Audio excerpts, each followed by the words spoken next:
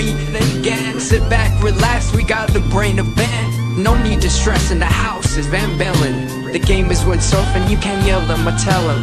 We get the news, the views, the win biz. The brand's gear, tips plus the world's best quiz. Carbs, PWA. We're professionals without the pay. There's nothing in pole dancing that we won't chat. From tandem boards to a windsurfing cat. It's your one-stop shop for a laugh and listen. Tune in each week or you'll be doing the missing.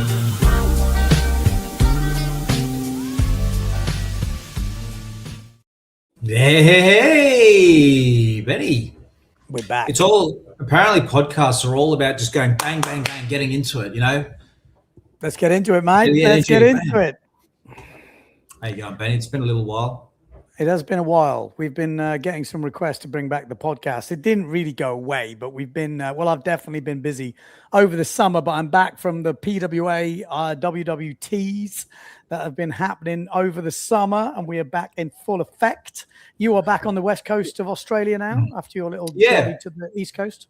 If you see my surroundings, you might recognize it as my home. So I was over east for a few months visiting family. Obviously went to Fiji as well. But it's nice to be home. Very nice to be home. So now it's getting back into the swing of it, Benny. So same here. You're home as well. We're all home, mate. I apologize. There was no Send It Sunday this week. There hasn't been one for ages, but I had like the full family, kids. We all went to the beach. Jamie Hancock's been here.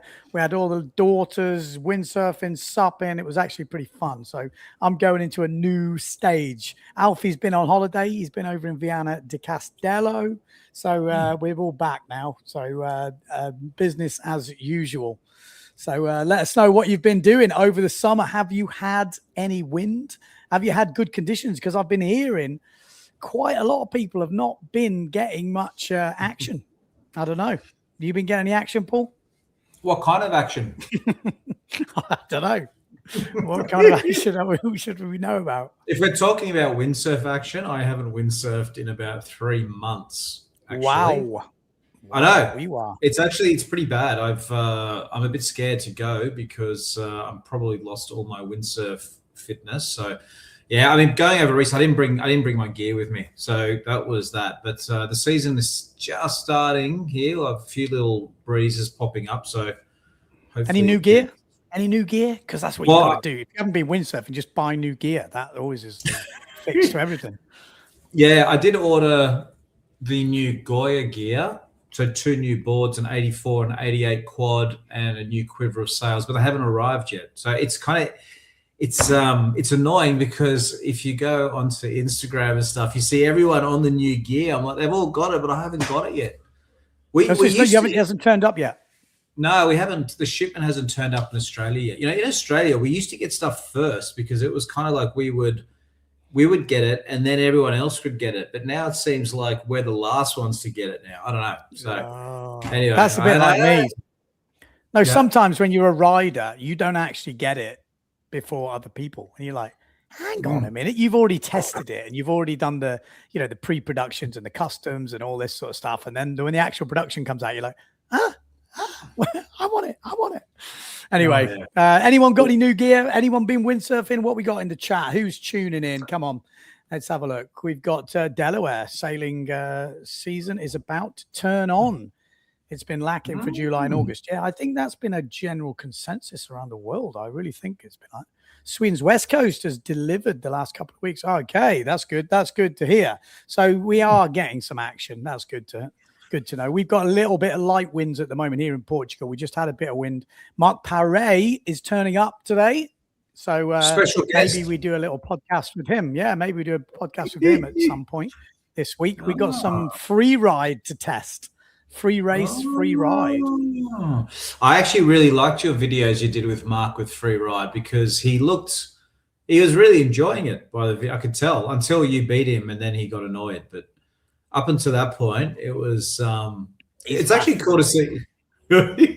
I actually love seeing wave sailors on sort of free ride / slalom gear. I think it's cool. It's fun. So hang on. Look at this comment. This isn't good. What's this? Ben, regarding Alfie Viana video, please can you stop promoting this spot We are suffering with massive tourism, and now the local water police is getting involved and giving us problems.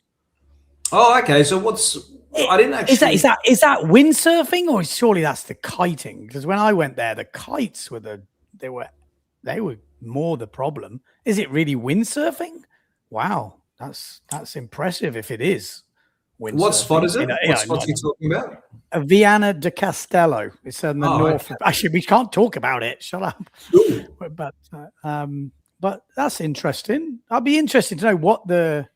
Oh, yeah. There's another comment here. What's this? Too much people on the water, not respecting beach bathers and rules. I mean, the video I saw from Alfie, it didn't look particularly busy with beach bathers. It's interesting. Is that windsurf, kite, and wings? I mean, the problem is this isn't. I'll be honest. This isn't me promoting it, is it? Let's be honest. It's quite a well-known spot. Like if I speak to anyone about Portugal, a lot of people. I mean, you're living in the world of the internet, WhatsApp groups, and forums, and all this sort of stuff. And you've got obviously how many water sports centre there? You've got the North Centre, you've got the Duotone one, you've got a hotel on the beach. I mean, yeah, difficult. What's the issue? Have you noticed any beaches in Europe where they've just banned windsurfing, or what? I mean, yeah. Well, usually I would imagine like. I mean, maybe I'm biased because I'm a windsurfer, but I usually think it's not windsurfing that's the problem. Usually kites, because kites fly out the sky. You can actually kill someone with a kite, the lines. And then you've got winging with the foiling. And then actually, I was just looking. There was a comment here which says, it doesn't sound like the windsurf the problem, but maybe the problem with not respecting. And I think that is probably more the problem. So I think that was what needs addressing, is people not respecting the rules and having a bathing area. Because the problem is, I think at Viana, the top of the beach behind the wall is basically flat water and kind of knife bathing. And as you go down into the bay, there's a few more waves and it goes around. So be interesting to know the exact problem and what is. Well, we've got here Dave O'Riordan is saying, when I've been to Vienna, the kiters are out of control. Yeah, that's exactly what I thought. That was just my personal opinion of it. When I was there, the kites were just absolutely crazy. I was like, oh my God. And I hadn't been there for a long time. When I went back, I was like, oh, they are quite carnage. And actually, you say not to promote this spot, but I actually just saw another video, which we were going to talk about today, which was from, I think, from North, where they did a kite, and a windsurfer challenge. It involved Pierre Mortefon, a wing foiler, and it was like a 3-part thing or 4-part thing on YouTube. And it was like they took on different challenges. I was going to talk about it today because the windsurfer won, I think, because it won the slalom. Obviously, Pierre won the slalom. He also won the wave side of it, which I thought was very interesting. Obviously, depends on which riders you've got. So, yeah, it's interesting. Yeah, it does suck how at beaches where there's a mixture of all the wind sports, how windsurfers get locked into with the kiters. Is that because the authorities, they don't know the difference. They just think, it's all the same. You know, you're all doing wind sports. But yeah, it does suck. It's happened in Australia. There was a beach that used to be windsurfed, and then a kiter had an incident with someone, and they basically just said, "That's it. It's all done. Yeah, no more. You're all banned." And so I actually went to, that was when in the spot I was living in Sydney.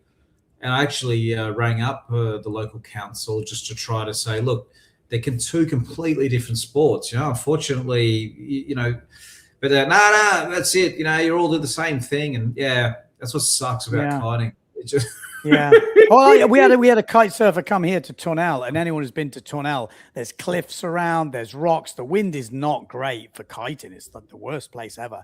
And I tried to say to him, and it was a busy beach. It was a couple of years ago, and I got really angry because I'm like, look, do not launch the kite here, because if it goes down and you take someone out, we're going to all feel the pain of you being a bit of a dick. And he was a nice guy, actually, but to be fair, he did launch it, and he tried to get in, and he dropped the kite, and I was like, I got actually a bit leery, because I was just like you say, people don't distinguish between windsurfing, kiting, and winging. It's just you're all under the same sort of umbrella. Which, to be fair, surfing is just as bad because these guys come in like freaking torpedoes, and there's people in the shallows, and they're getting mowed down as well. So it's kind of carnage. Yeah, us windsurfers are angels, aren't we? We don't do anything. Absolutely angels. Yes. Is that what's going on in Europe at the moment with the weather? Because over here in Australia, we're hearing record temperatures and bushfires and stuff. What's been going on over there? It's hot. I'm telling you now, I've just got back. We've got no wind at the moment, so it's pretty warm here in Sagres. But, further north, I think in, Europe, France, Spain, it's been record sort of temperatures coming through. So there's been a hell of and we had a very, very wet kind of early season, kind of winter, spring. So a lot of water. So then everything grows, and then obviously it gets hot, and then everything dries up, and then it's just like the perfect storm for a fire, really, because you've got all this kind of growth which is now dried out, so then it hardly needs anything. I saw like a program on how these start, and sometimes it's literally just a bottle at the side of the road and the sun's shining through it and it magnifies it, and boom. I mean, you guys know about that over in Australia, but it's crazy. Some of them are also lit by certain, I've heard rumors of certain people trying to build and stuff like this, and there's loads of strange rumors around, but it wouldn't surprise me. But I think these ones are genuinely big things. We get it in Australia each summer. There's always one or two people that what's the name for someone who likes to start fires? It's like it's a term. I can't remember what it is, but arsonist. Okay, but it's like a condition where people want to just start fires all the time, whatever. But we'll call them arsonists in this case. But in Australia, there's always someone in summer that will run around and just run off into the bush and start a fire. Next thing you know, bloody chaos and houses getting burnt and stuff. It's unfortunately we have those sort of people. So where are we? I'm just looking at the comments are coming in thick and fast here, mate. It's so what do we got here? Pyromaniac. There we go. Someone's got it. That's right. Pyromaniac. That's the word. Thank you. Tomasz is saying Pyromaniac. That's kind sounds of cool, doesn't it? That's the problem. Pyro. It was Severn Pyro, is it? That's kind of fair game. Everyone using the water needs to play nice. Yeah, that's obviously in an ideal world. That's what we'd all hope. Cornwall, what's there? Windsurf 888. Cornwall has been wave and wind pull. Bring on autumn. Actually, is it true the UK hasn't been great over there, or am I? Or say UK? That would make sense, because what I'm hearing is not been a good windy spell from now on. So I'm speaking to obviously a lot of guys from the UK, Europe, and a lot of them. There's certain places which I think have had, decent stuff, but I think it's Eastern Europe have they had good stuff, and then Western Europe haven't. Maybe you guys at home can tell me a bit clearer, but there's definitely a big chunk of people who have had like a bad season, like the Canaries.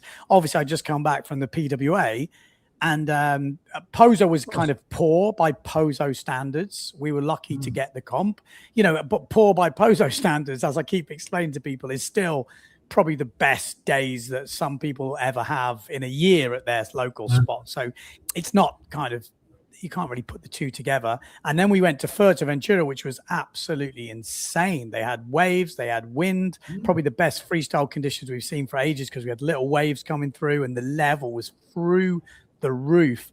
I actually didn't comment on that because I was obviously back home seeing the family after quite a long spell in Pozo. So when I watched that on the stream, and it looked really, really good, really exciting to watch. And then obviously we had the Slalom X, which was just insanely crazy, probably one of the best Slalom X events we've had. So, and then we went to Tenerife, and then Tenerife was absolutely off the scale as well. So in terms of the Canaries, it's been an absolutely pumping summer, but it hasn't been a great summer, I think, in terms of the overall for them. But weirdly, all the events seem to go pretty well, to the best we've had for a long, long time. So that was kind of crazy. Yeah. And just touching on the events, Ben, obviously we had 3 back-to-back, and you could probably spend almost a podcast on each of them. But if I think back to it all seemed pretty positive from where I was sitting looking in. It was all generally, I mean, there was a little bit different behind the scenes because the WWT were running Pozo this year, which is usually a PWA event. Obviously, the points count the same. It's still a 5-star, but a few things different behind the scenes. And then Tenerife was also WWT. PWA was Fuerteventura with the freestyle and the slalom. So that was a little bit of difference behind this team, but as it went, everything seemed to go pretty well, I would say. Interested to see some results coming through. Obviously, Costa and Mark Paré are now back in the game for the world title because after Maui, those guys weren't looking great. And then you have the Canarian legs of the tour. Brasinho didn't have a good summer, probably his worst Canarian summer, I would say. Sarah Keita obviously now looking good as well. We had Sol de Greek. I don't know if you saw her Instagram post the other day, like 16 years old, goes around a double. Yeah, she's amazing. She's pushing hard.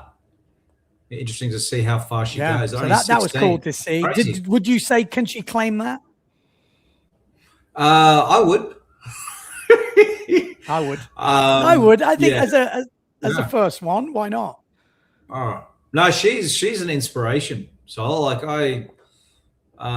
she goes hard. She goes hard, and like the fact that she's only 16 years old. I mean, I started kind of late-ish, I guess. Like I started really getting into it when I was around 12, 13, 14. But 16, I mean, I was nowhere near her level. Nowhere, like it's pretty crazy. Yeah, and she's been obviously smashing the juniors, but maybe not getting the results she probably wanted in the main fleet. But I think she's at this stage now where she's pushing, and the results might not come until the next level, and then they'll come crazy. Like because she's working on doubles. Like in lots of heats, she was trying doubles. And when you've got that mentality and things are going well, you're just breaking through. You're trying stuff that you're not totally comfortable with. But then when you break up to the next level, you jump massively. So I think this will be really interesting to follow her progression because she is coming and she's coming fast. And she also might, and I think she will motivate, for example, Sarah Keita off ringer. She's got the skills to do a double. Seeing Sol do this, I think this motivates Sarah. Which I think sometimes you need that extra push. We got to talk about Micah Hoofman, taking out Sarah Keita in the single elimination. I mean, that was a massive thing. Obviously, Sarah came back, beat her twice, but that's kind of shows that it's possible because for so long she's been kind of untouchable. So I think this was interesting. We had the Leonard Neubauer, Yentl Cares, in the freestyle, men's freestyle, going head to head. Anyone who isn't into freestyle, you would have been into that because these two were going off. I think the results maybe looks a bit one-sided, like Leonard kind of owned him, but in reality, it was more a very even match. I thought Yentl could have won a couple of those heats, could have gone either way. I think to me, I almost had Yentl winning, even though Leonard, I know why he won because he was clean. And so, but it was super close. I think this battle for the world title is not over. Obviously, the women's world title is done. It's one event, but the men's one will go into Silt. And yeah, I think it'll be really interesting. So that was kind of cool. And obviously the Slalom X, like there's so much happened this summer. I've been so busy, but the Slalom X was super exciting with Matteo Iachino absolutely dominating. You were like, that's it. It's all over. Then he crashes out in one race. He gets back to 6th or 7th. If he'd have got back one more place, he would have won it with 2 races to spare. He doesn't. Then he crashes out in the next one. Then he only just made, and it was like, it came right down to the last race. And then they had, him and Pierre were going head to head. Pierre won. It didn't matter. He just needed to finish it. It was just like, and then you had Maciej Rakowski, like, out of it. No one's giving him any chance. He's got nothing. Then he comes back. You're like, oh, he's back. Then he was out and he was back out again. Then he come back again. You're like, oh my God. It was, and then you got the women. Jenna Gibson again kills it at the beginning of the event. Just bullet. You're like, oh, she's going to destroy them all. And then Justine Lemaitre comes back and Jenna, was a bit ill, but also the wind picked up and it was more survival. And then this whole thing span on its head. So we had just so much good. I mean, I'm missing lots of different moments. Obviously, Paré in Tenerife, last year's world champion. I don't know if anyone has seen the interviews. Had a bit of a tough time over the winter after winning the world title. Had to get his head sorted. He's been working on lots of other stuff. And then, didn't have a good result in Maui. And, pressure was on coming into the Canaries. And then obviously in Pozo, him and Costa in the final, super close, could have gone either way. In the end, it was Costa with a big double, which kind of gave him the little bit of the edge. And then in Tenerife, Pare just looked ridiculous. If you watched the live stream, he was doing over 30 points in the first 5 minutes of the heat. He was just so locked in. And that means he wins that event for the third time in a row, which is pretty incredible in this stage and these type of conditions for him to do that. So I thought that was interesting, and obviously puts him right in the running for a world title again. So that's my quick summary. There was lots of stuff going on. The women's levels definitely moved up as well, from the sort of bottom ladies up to the top.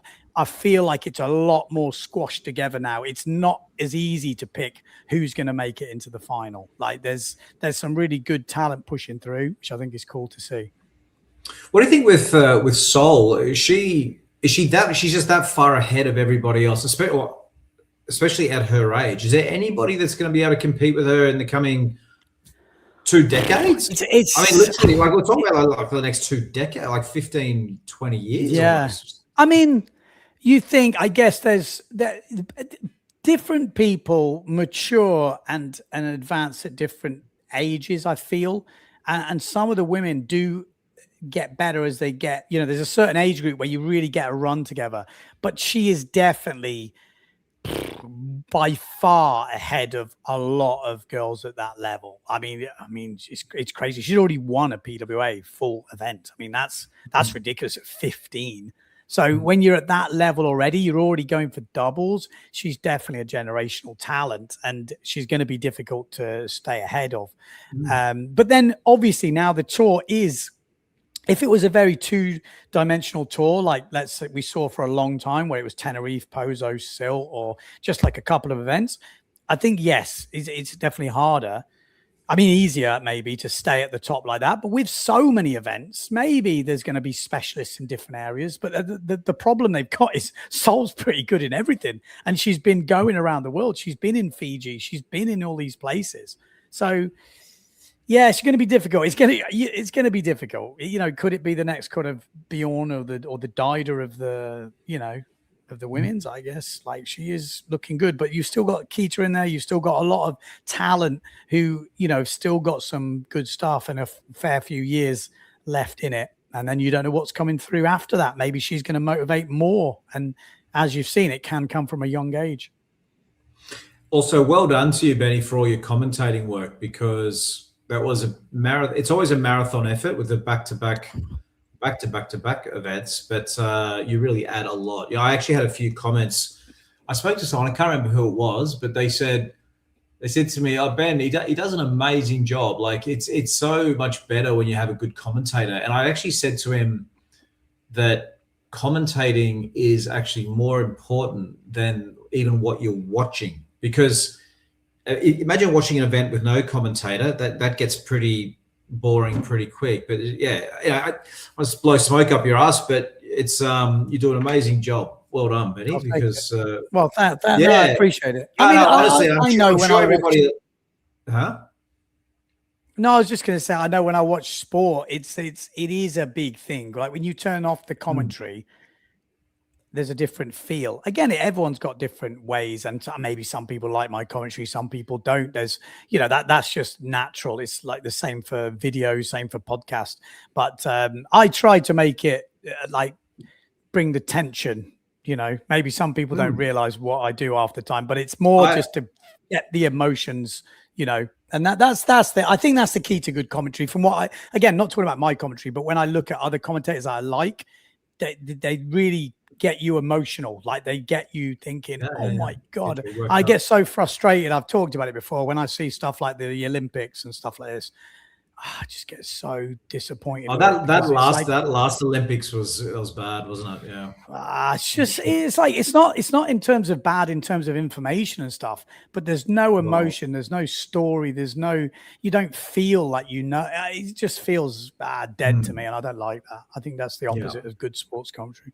Yeah, but Anyway. there's really very few people that can do that job because you need to know a lot of what's going on behind the scenes. You need to understand, as you said, the particular results you need to get through. And now it's awesome. I really enjoyed a Fuerte racing event. Like, I think, obviously I get more involved in wave things, but I really do believe that racing has probably the widest appeal to the non-windsurfer public because it's just easy to understand. Just first over the line, it's a race. It also, like it goes for a few minutes, so you can sort of stay engaged for a few minutes. So, yeah, I thought the Fuerte was a good showcase once again. So let's hope let's hope that it continues and grow. I mean, I think racing is cool. The shame is we've got one event.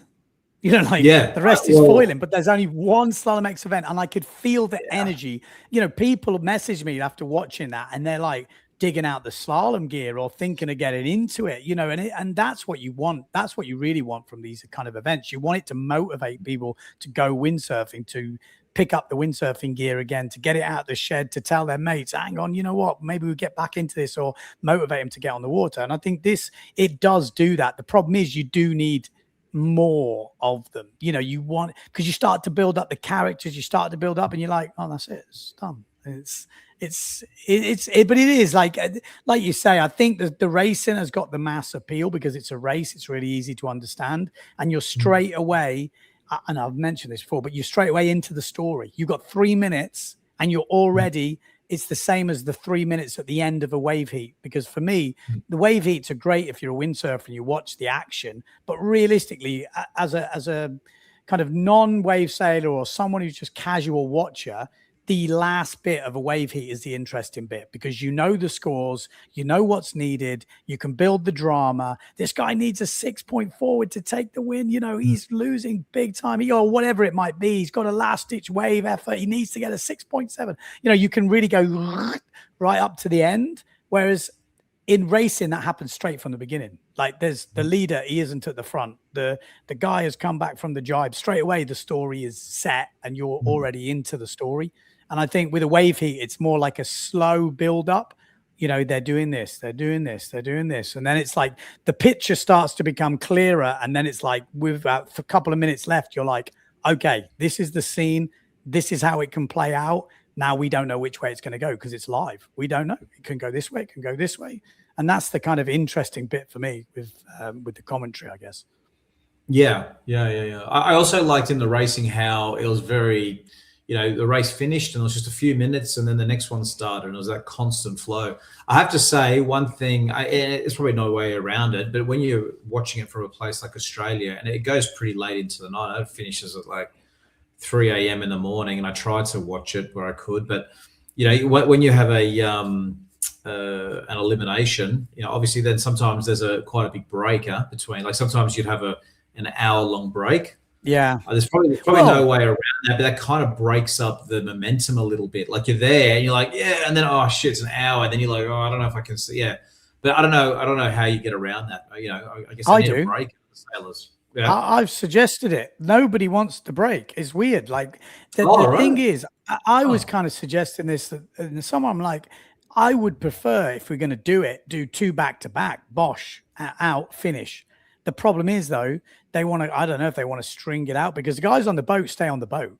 The guys on the thing stay on the thing. The guys who have finished don't end up in the next round anyway. I think, again, we can speak to the sailors because no one really wants to eat a big meal in between.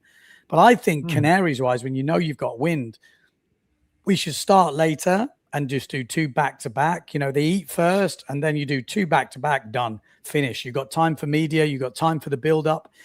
This is for me because, like you say, you're already built in, you're already into it. You want to watch another race, and it'd be quite nice. Most sporting programs happen, bosh, done, go home. Yeah. But I think in windsurfing, it feels like you've got to fill the whole day, or you've got to take up, or if we did 2 back-to-back, they go, oh, maybe we can do another one, and it's like we don't need like less is more. Like sometimes. If you can somehow get that message across, maybe.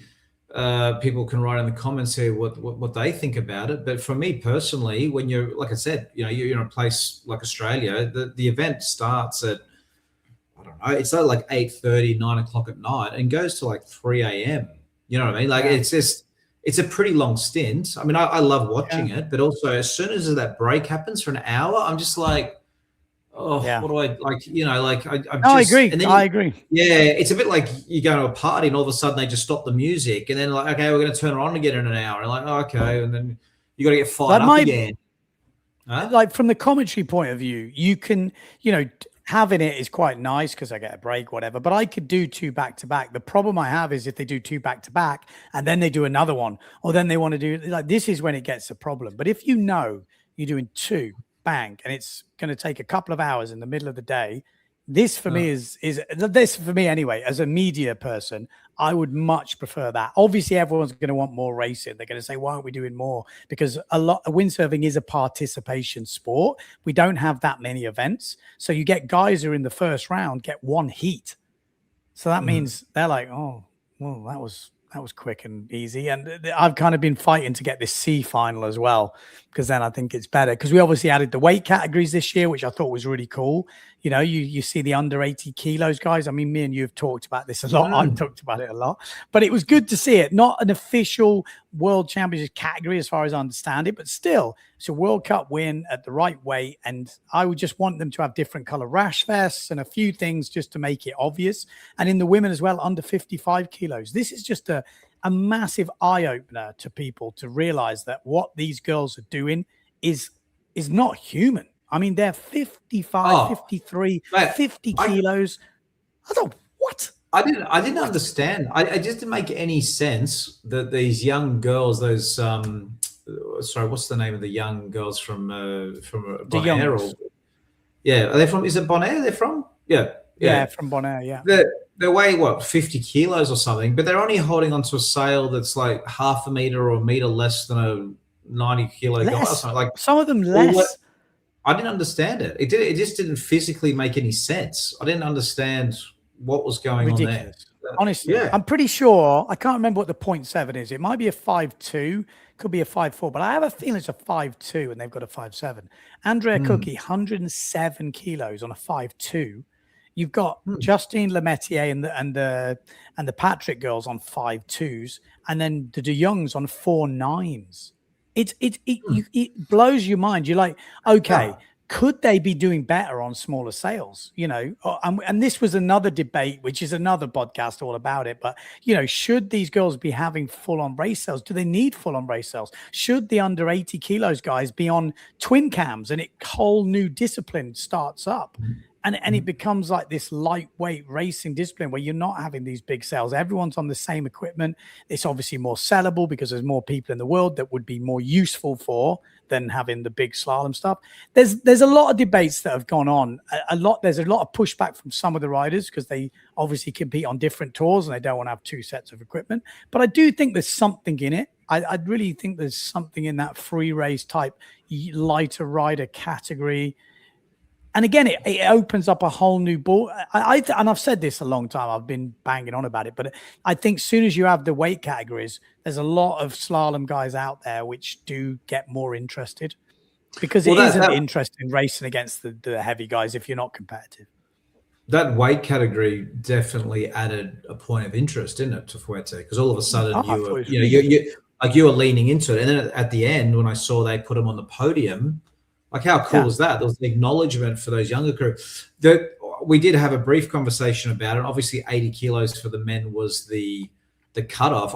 I said to you, well, what about 85? Only because it seems to me that the guys are either 95, 100 kilo monsters, but like I'm just wondering, like, is 85 a better one? Only because the problem is 85, there's a big difference. If you're 85, if you're 90 now, you could probably get to 85.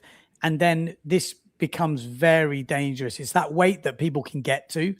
Whereas if you're 70, you ain't getting to 85, Yeah, but there's not many guys at 90 between 8. Yeah, there is a few. There's a few. And they're trying to get their self up to that 90s or whatever. But there's a few guys in that 80 category that could come down a bit, like they were 82, 83, 84. And if they really wanted to, they could get to 80. Whereas 85, I think if you have 85, you'd have to have a 75 or something. You know, like you want the light ones to be represented. 85 is a big difference because you can be very tall as well and relatively big built. To be 80, if you're tall, because leverage is obviously, I know people are going to say this, you know, it's not all about weight. Leverage does play a part. And I feel like 80, it's hard to be 80 and very tall. Like a lot of the RSX guys used to be that, but they were like on seriously crazy diets and stuff. And I don't think people are going to do that for PWA racing. But I think 85, you could easily get a lot of people in that category. And I'm not sure it's the way to go.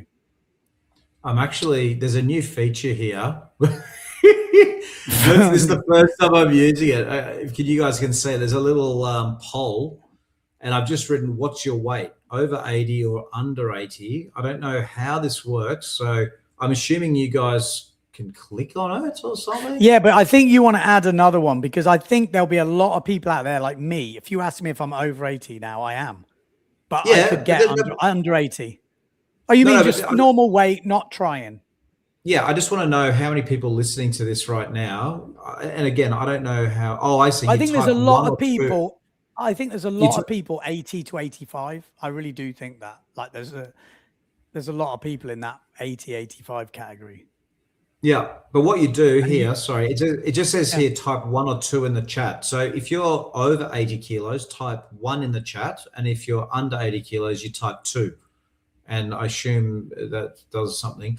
No, but the reason I say it is because in my experience, most guys are over 80 kilos, aren't they? I mean, here we go. Oh, here we go. People are putting it in. See, this is what I'm saying. It does work. Oh, look at that. Yeah. Oh, okay. This is smashing it. It's got 73% over 80. Yeah, because it doesn't bother me. I think it's cool to have over 80. But the reason I'm saying maybe push it up to 85 is because there'll be plenty of guys out there. But there'll be plenty of guys out there that'll be like 82, 83, 84. And I'm like 86, 87. But if they're 82, 83, and they think, well, yeah, I might go into slalom, but then they're up against a 100-kilo monster, and they're just going to get probably slammed as well. Yeah, okay.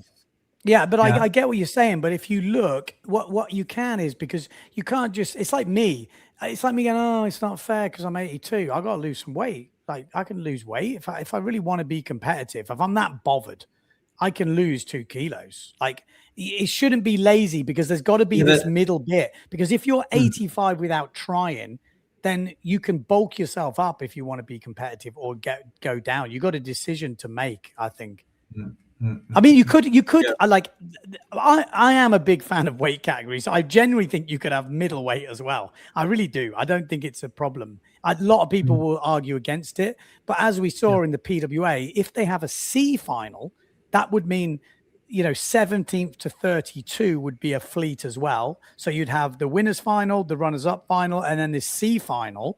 Which then, if you had like different color rash vests for these weight categories, it was still all raced together.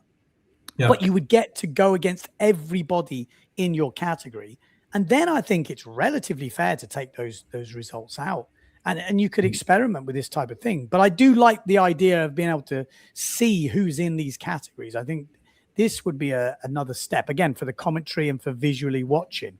Quite interesting, that poll, though. It's not as crazy as I thought. A lot of people are like it. Yeah, it is actually, but again, still almost 2/3 over. Okay, 80. I guess. Okay.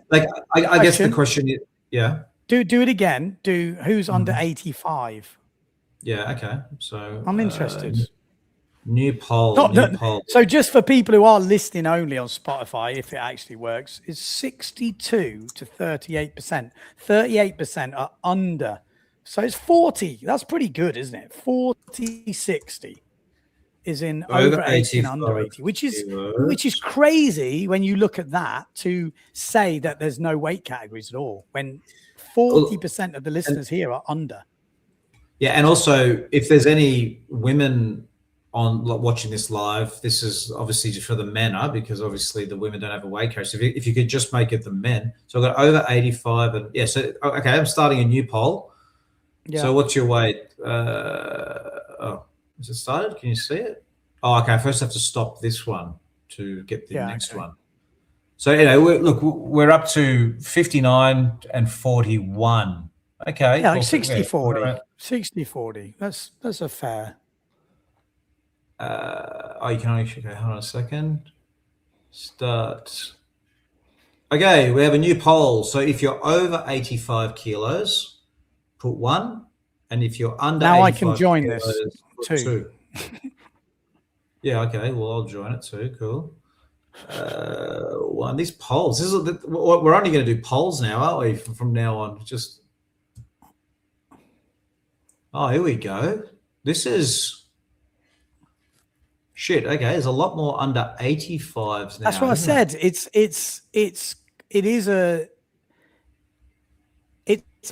would say a lot of my mates anyway. 80 to 85 is like is a spot around 80 to 85. I think if you're normal height. I used to think 80 kilos was kind of light, but now maybe I'm just heavy and fat. So for anyone listening online, it's 90% are under 85 kilos. I mean, I stand corrected. I think that's normal.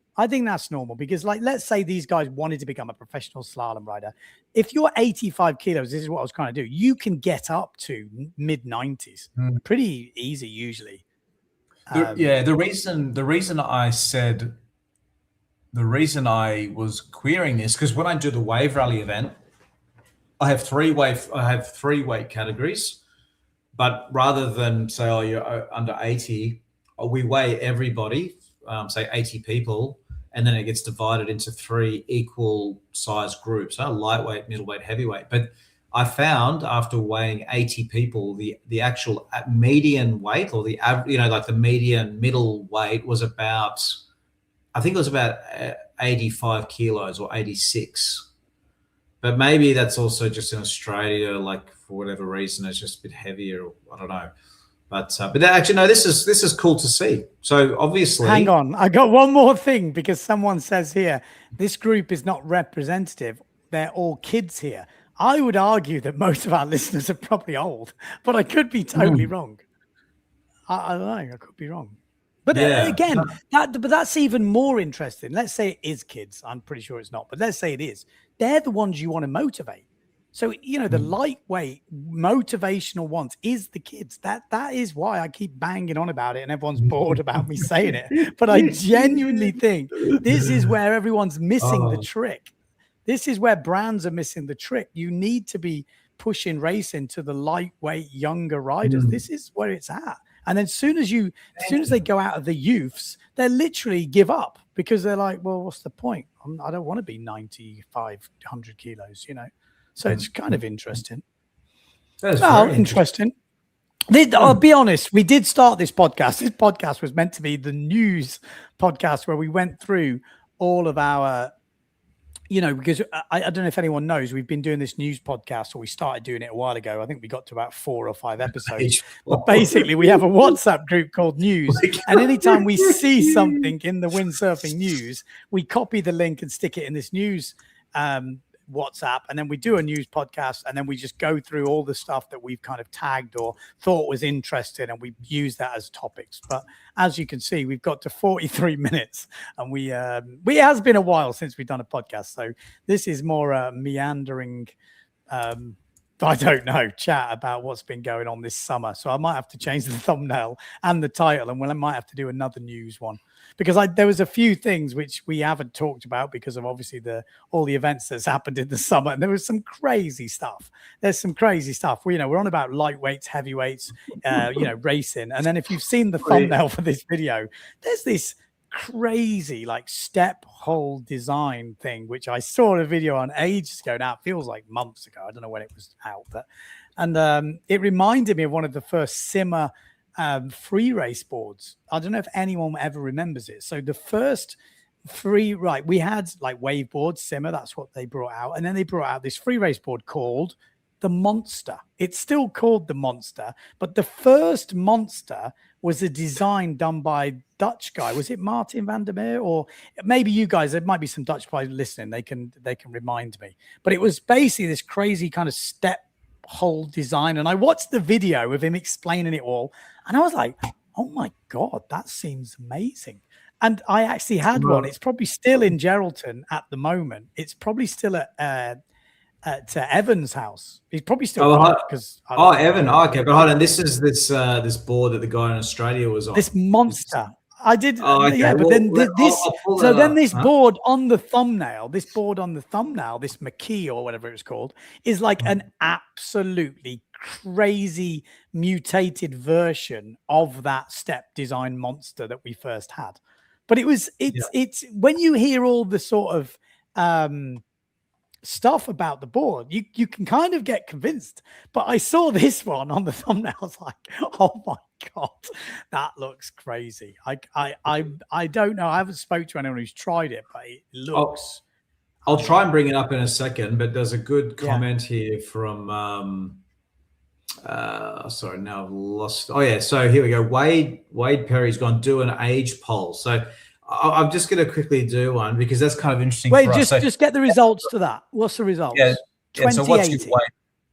Yeah, so 18. So we gained 20% of people. So 20% of people who listen to this podcast now are between 80 and 85 kilos. Okay. Oh, okay. Yeah, I didn't think about that. That's cool.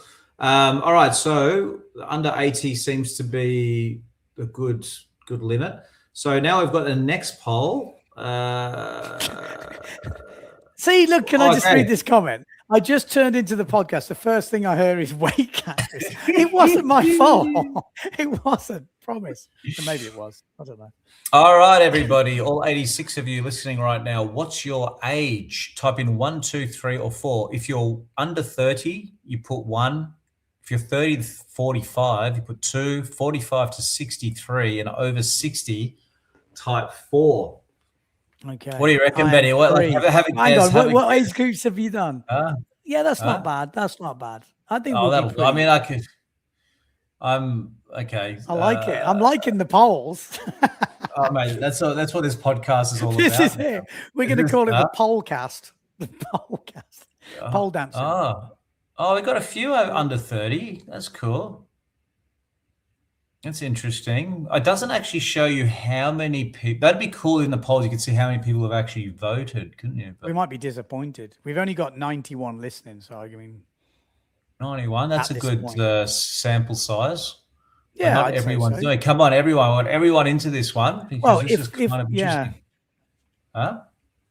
No, I was just thinking if it was that many people who actually voting, we can work it out pretty easily. It's pretty much 100. This is. That's quite spread. Where? I would have guessed. Anyone listening? Huh? No, go on. Sorry, there's a slight delay. That's why I keep over talking. Apologies. No, I was just going to say for anybody listening who can't see this, we've had quite a few people already put their vote in. At the moment, we're at 8% under 30, 31% from 30% from 30 to 45, 46% from 45 to 60, and 16% are over 60. 45 to 60. I mean, that's the funny thing is that age bracket 45 plus, but obviously is the generation that grew up throughout the 80s and 90s. Well, that might have started in the time when windsurfing was bigger than it even was now. There's quite a few people that have carried through. And under 30s. Do you think Nico Preen would have a younger audience than us? Are we just we cultivating the audience? Because we bring what we.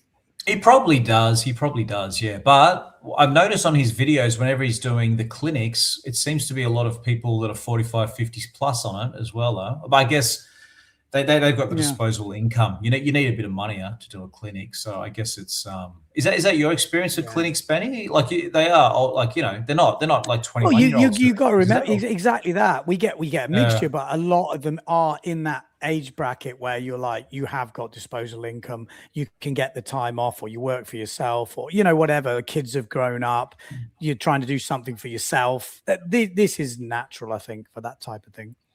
Yeah. And it is the kind of massive group of windsurfing from that age group as well. We're from that, that age group 3 and 4 there are pretty much, that was when we were younger. That was when it was full on. Well, we've ended up with almost 50% between 45 and 60. But yeah, it's almost 1 in 10 under 30. All right. Well, that's interesting. There's a whole new little element here that we can think of all sorts of polls. We were, as you said, Betty, we were going to go through some of these news items. Are we still going to do that? Because I've got them all kind of ready to go. Or do you want to go through some of the comments? Go through what? Sorry. Well, there's quite a few people have written comments, which we haven't really looked at. Yeah, I think we go through the comments. I think we can probably do another podcast, can't we? Like, otherwise it'll get very long. We were trying to keep the podcast a little bit shorter. We've never been good at that. Anyone who's been tuning into these podcasts over the last years will know that it's been terrible at timekeeping, but we were going to try and make him a bit shorter. I had the vision of an hour, but yes, let's see. Yeah, I might actually, we can do a couple of little ones. Otherwise it just all builds up. Hold on a second. 1 second. This one's probably worth talking about. Let me just see. You can see that. Hoyle Schweitzer, who, correct me if I'm wrong, but essentially is, basically one of the main characters that got windsurfing going, especially, I guess, also commercially as well, right? He passed away on the 31st of May, 26. Well, obviously 26, so obviously this year. So that's a bit of an end of an era. Obviously, when I saw this, it's kind of, people obviously die day in, day out. But I also did have quite a bit of appreciation for characters like this. Even though I've never met Hoyle, I don't know him personally. But windsurfing has brought me and obviously you and probably everybody listening so much joy, and I think it's I definitely felt a bit of appreciation to people like this that got this sport off the it brought us the sport that we all love, right? It's kind of interesting. I think it's, from what I've heard, the stories and all the anecdotes from different people, it sounds like, I watched a program on Uber and stuff like this, and it's like, the guy who did Uber, he wasn't the first guy to come up with that idea of Uber, but he turned it into Uber. And I think, from what I can understand, whether it's the first or the second or whatever, they came up with that whole movement of the windsurfer and the events and all this sort of stuff. And you know what I mean? Usually the idea itself is not the hard thing, but making it happen, turning it into something, and this massive movement. I think he's definitely credited with that, whether it's the first or the second, whatever. To me, it doesn't matter.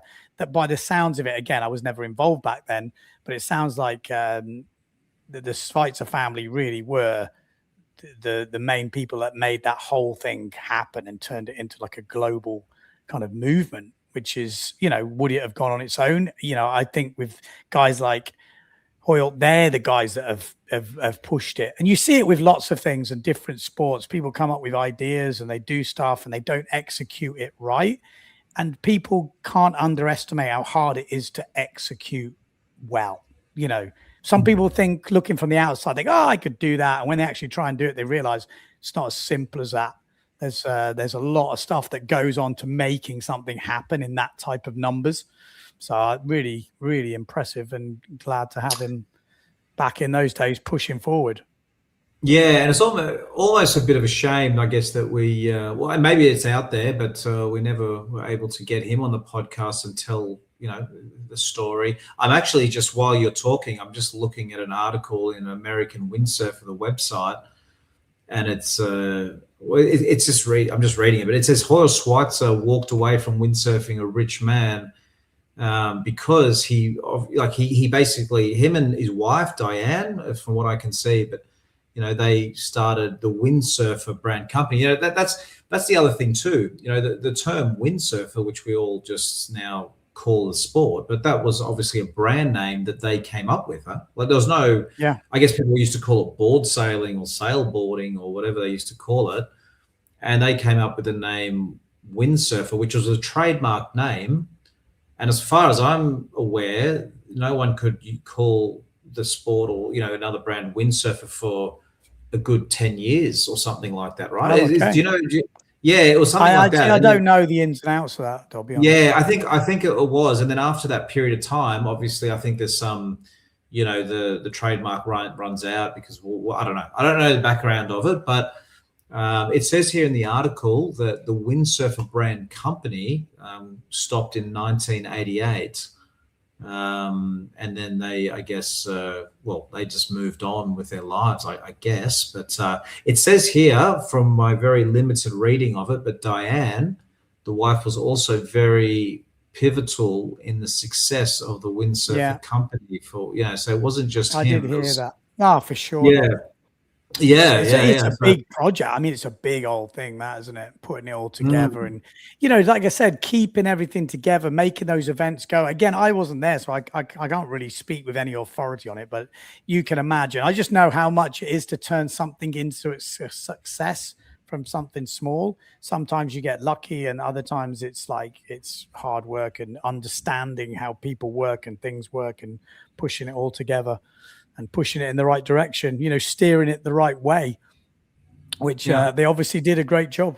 And now the Windsurfer's back. I'm seeing events pop up all over the place, and hearing sailing clubs have taken on a fleet of these. And, there's some older groups of people just trying to get back out on the water. I went out with my daughter the other day, there wasn't any wind at all, but on the stand-up paddler. And it made me think of back in the day with the longboard on the long rig and just cruising and almost just going exploring. I also saw, I think I put it on that news article, there's 5 of some friends from back home. One of them, John O'Dunnett, who's obviously sailed around Japan, he sailed around the UK, he sailed around Europe, he's done a lot of this stuff. Where a couple of the boys, Clyde Way, I think James Cox, his brother Greg, there was someone else, I think, as well. But they basically got longboards together, found some old longboards and some longboard sails and sailed around the Isle of Wight. There's a full write-up, I think, on windsurf.co.uk that John Carter runs. I was thinking it would be a quite interesting podcast because I think one of them didn't make it. Things were breaking. They took backpacks and some snacks. And I thought, it's a whole different side of windsurfing. But it shouldn't be forgotten that you can do that sort of thing. You don't need a big boat and whatever. You can literally get an old longboard and sail and stuff and go for a long distance cruise up the coast or up a big lake or something like this. And I think that sort of side of the sport does get forgotten. And I think it's cool. I think it's really cool. Yeah, no, I think that could come back a bit, that just exploration. And once people can understand, sort of think outside the box and realize, that's an option. I think for a lot of windsurfers, that it's not in the psyche. It's not really, we don't think about that side of it very much. Huh? So it's I think it depends how much time you've got and what you're doing. I think, and having the access to that sort of thing, you've probably got to have a background in it before you get interested in it. But I know, a few of the guys that did that were I raced longboards with them when I was younger. So I'm sure they would have motivated the other boys and organized, a bit of that stuff. And, it used to be, we had 250, 300 people on a start line, longboard start line back in the day at the club nationals. It's quite crazy when you think of that many windsurfers all on longboards racing around and all these regional events everywhere. Yeah, actually, I was going to get into something, but I won't without pulling up the link. This was talking about thinking outside the box a bit here, but this is another one that you posted on our group here. But it's, windsurfing at nighttime. I've never actually done it in pitch black, but that's interesting. Have you ever sailed pitch black? It's pretty mad. I have actually. But talking to Bob, we're going to have to get him on the podcast. We were meant to get him on after he broke the record because he obviously did it for the Guinness Book of Records and for charity and stuff. So we will get him back on because I'm sure there's some good stories from that. But have you windsurfed at night? Get in the pole, man. Get in the pole. Oh, we're gonna get another pole. I actually did do it. They had a full moon in the Canaries. Actually, that a few people were windsurfing the other day there. But I did it. We had this windsurfing event in the UK called the Night Windsurf event. It's like sponsored by Fat Face over the years, and they had lights on the beach. But it was basically we did this one race where it was pretty windy the one day. Oh my God, you don't realize how hard it is. Like. On the foil, I have a feeling it might be easier if you're used to the foil and you can foil and it's all set up. But on like normal gear in chop, and swell, it's so difficult because it's kind of like walking in the pitch black in ground that's up and down and undulating all over the place. When you're just walking normally, you just automatically adjust your feet to the level of the ground because you see it for your peripheral vision, I guess. You just don't even notice when you're doing it. And it's the same with windsurfing. You're adjusting all the time without realizing it. And as soon as the lights are off, you just smash into chop with straight legs. Then you go up in the air. Then you don't know when you're going to land. And you get all out of sync like... And it's pretty crazy, actually, how hard it was in the chop. Again, it depends how much light you've got, but it was pretty tricky. I can definitely imagine that. All right, well, we'll pass through a few more here, Benny, because let's have a look. What else we got? We have, what's this one? Julian Salmon. Julian Salmon has... So, by the way, this will be old news to a few of you, but because Benny and I haven't done a news podcast for a few months, we've got a few stories that are a few months old here. But Julian Salmon, who was on Nash, has now changed brands to Goya.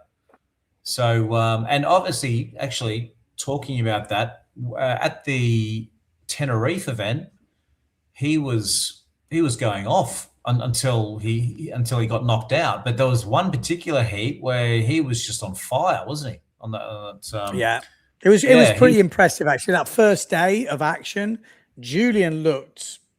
I mean, it was a really solid heat, if I remember rightly. Was it like Salmon, Moritz, Noah Vocker, who came through the challenges, and then maybe someone else really good. I seem to remember. It was. I just remember thinking, my God, what a tough heat that is. But he was ripping, and apparently on the production board, the Trifin, and it's surprising how one heat can spark debate and rumors. And I'm like, oh my God, I need to get that board. You know, like it was quite interesting to see how much publicity that one heat got because he was ripping. He looked so in the zone. It was crazy. It was really crazy. How good are these two turns, Benny? Like, oh, man, he's a ripper. There's no two ways about it. This was the last Margaret River event, and this blew my mind. These turns, like these are some of the best turns I've ever filmed. These two turns, like it's just that's pretty sick, isn't it? Yeah. He's a ripper, man. Like, there's a lot of power in that. Yeah, I was pretty impressed with that. Julian is now on Goya. There's a lot of sailors on Goya. That team's starting to get pretty full on. All right, what do we got next? Apologies, Dave O'Riordan. Hang on, he goes throw in a few mooring buoys, and it's a big surprise. Exactly, you don't see anything. You know, buoys. There's bits in the water. There's chop. It's. You've got to be doing it in the right spots and kind of know your scenery. Obviously, full moon. They do it a lot in the Canaries. It's kind of a big thing with the full moon to go sailing, and it's actually relatively light. It's quite crazy. I'm talking about just jumping back to the original windsurfer. I posted this on the Wave Rally Instagram. I don't know if you saw this, Benny, but this was a windsurfer. I watched it. From that's right. I put it on my YouTube channel as well. But It was a this is Sydney, Australia, 1986. And it was interesting for me because I have a pretty clear memory of about 85, 86 and going down to Manly, which is a suburb in Sydney on the harbour, and watching my dad start in a race that would have had 200 to 300, original windsurfers. So this was all happening around the same time. But yeah, it was such an interesting time. I mean, like it's so weird to see now, but windsurfing, for anyone who was born after this or never, obviously got to witness all this, it's hard to put into words how windsurf, just the popularity and just the scene back then. Yeah, it's so, isn't it? It's quite unbelievable that this even happened, if you know what I mean. Like it's crazy. Yeah, like it was like, this is, in case anyone's wondering what this is, but this is on Channel 9. So Channel 9 is one of Australia's main television stations.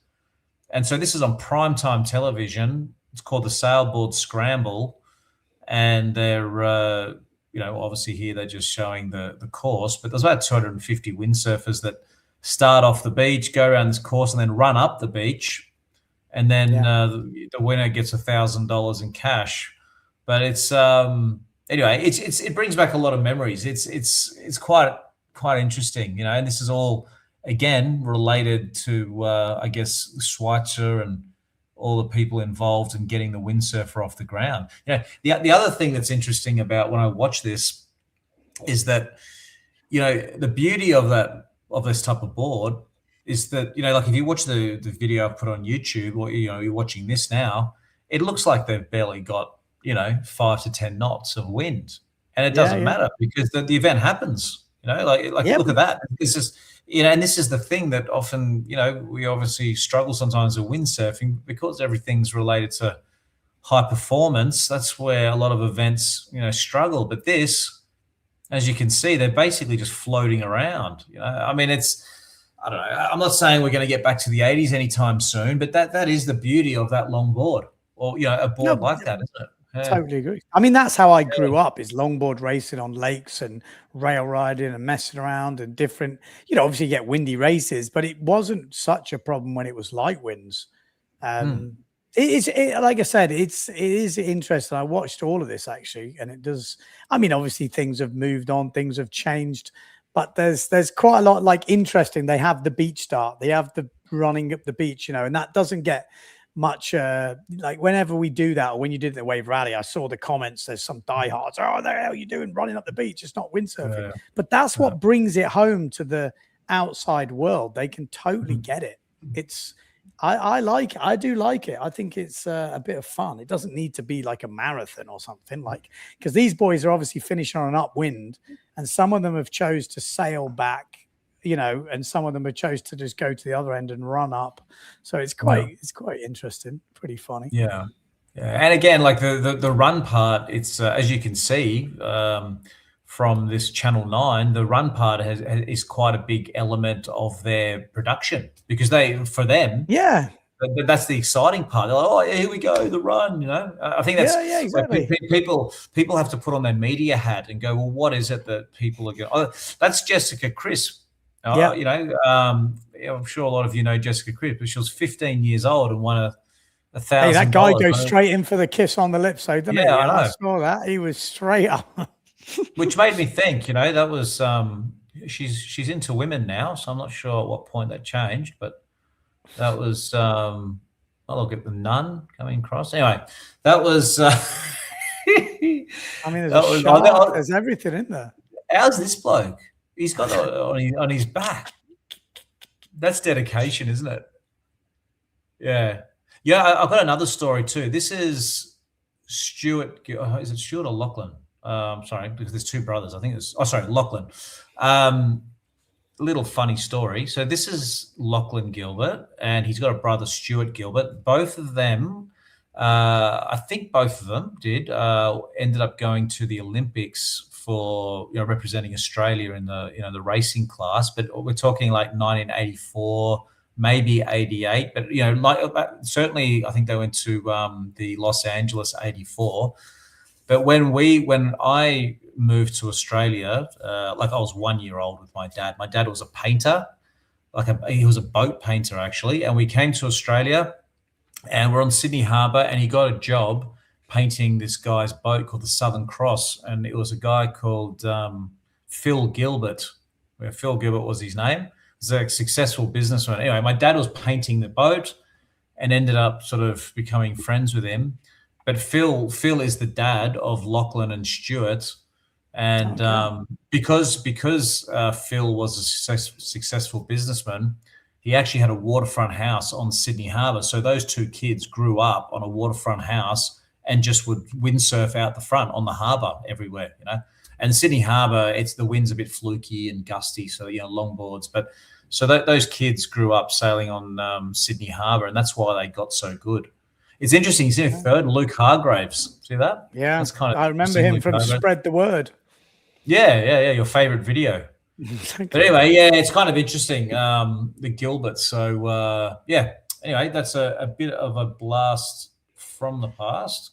What do we got else here? Do you want to run through a few more news stories, Benny? Or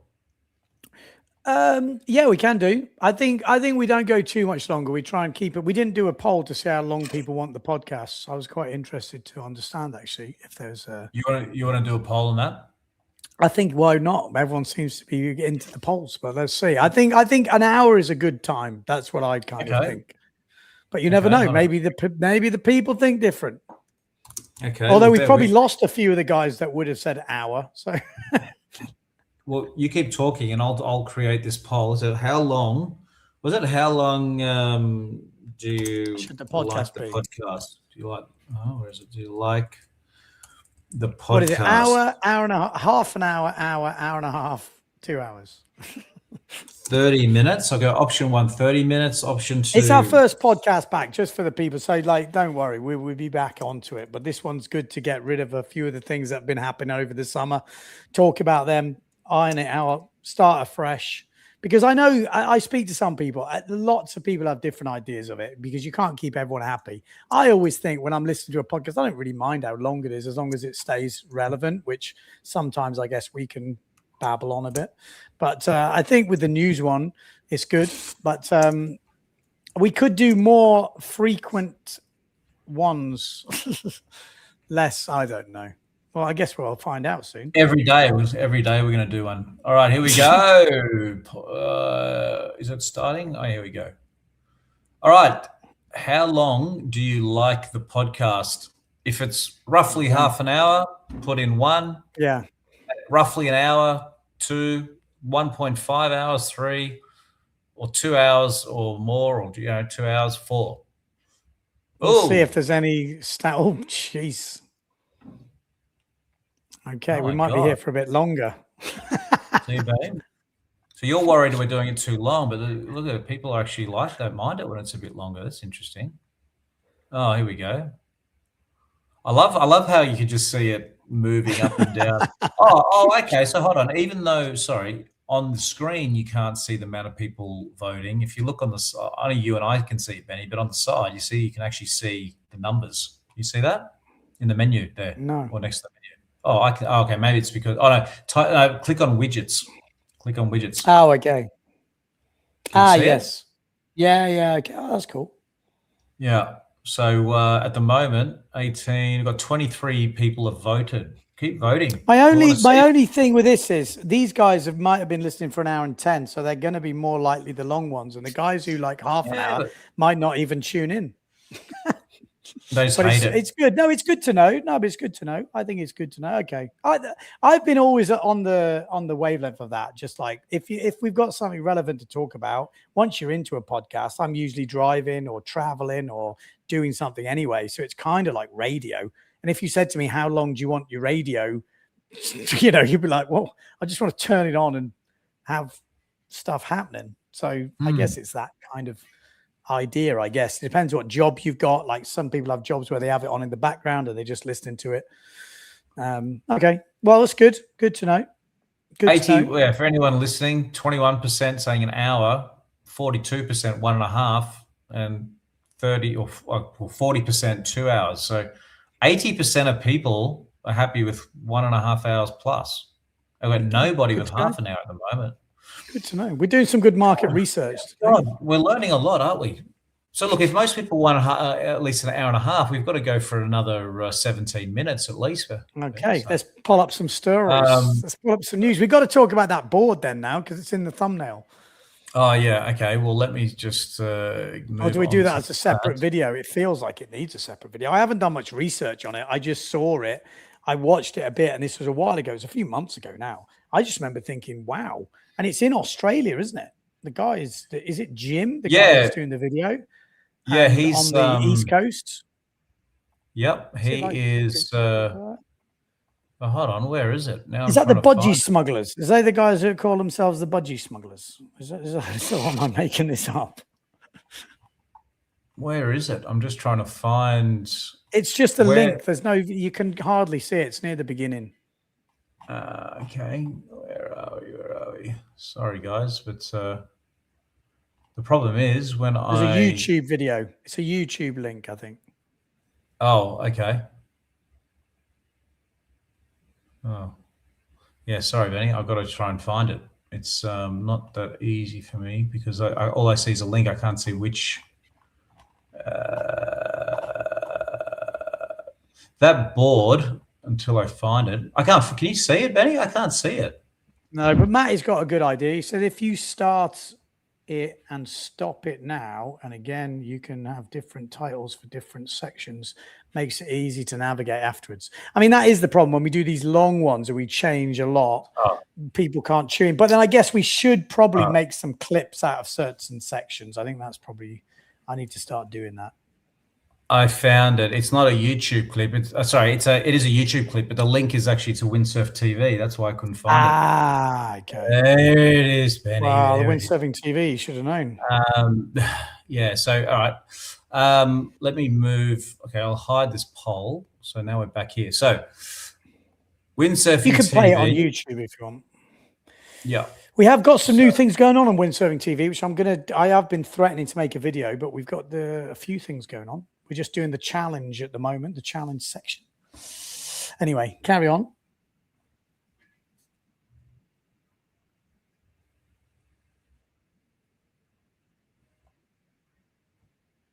Oh, hold on a second. Can you see the video? Oh, I see. No. Oh, okay. No, sorry. You've opened in another page.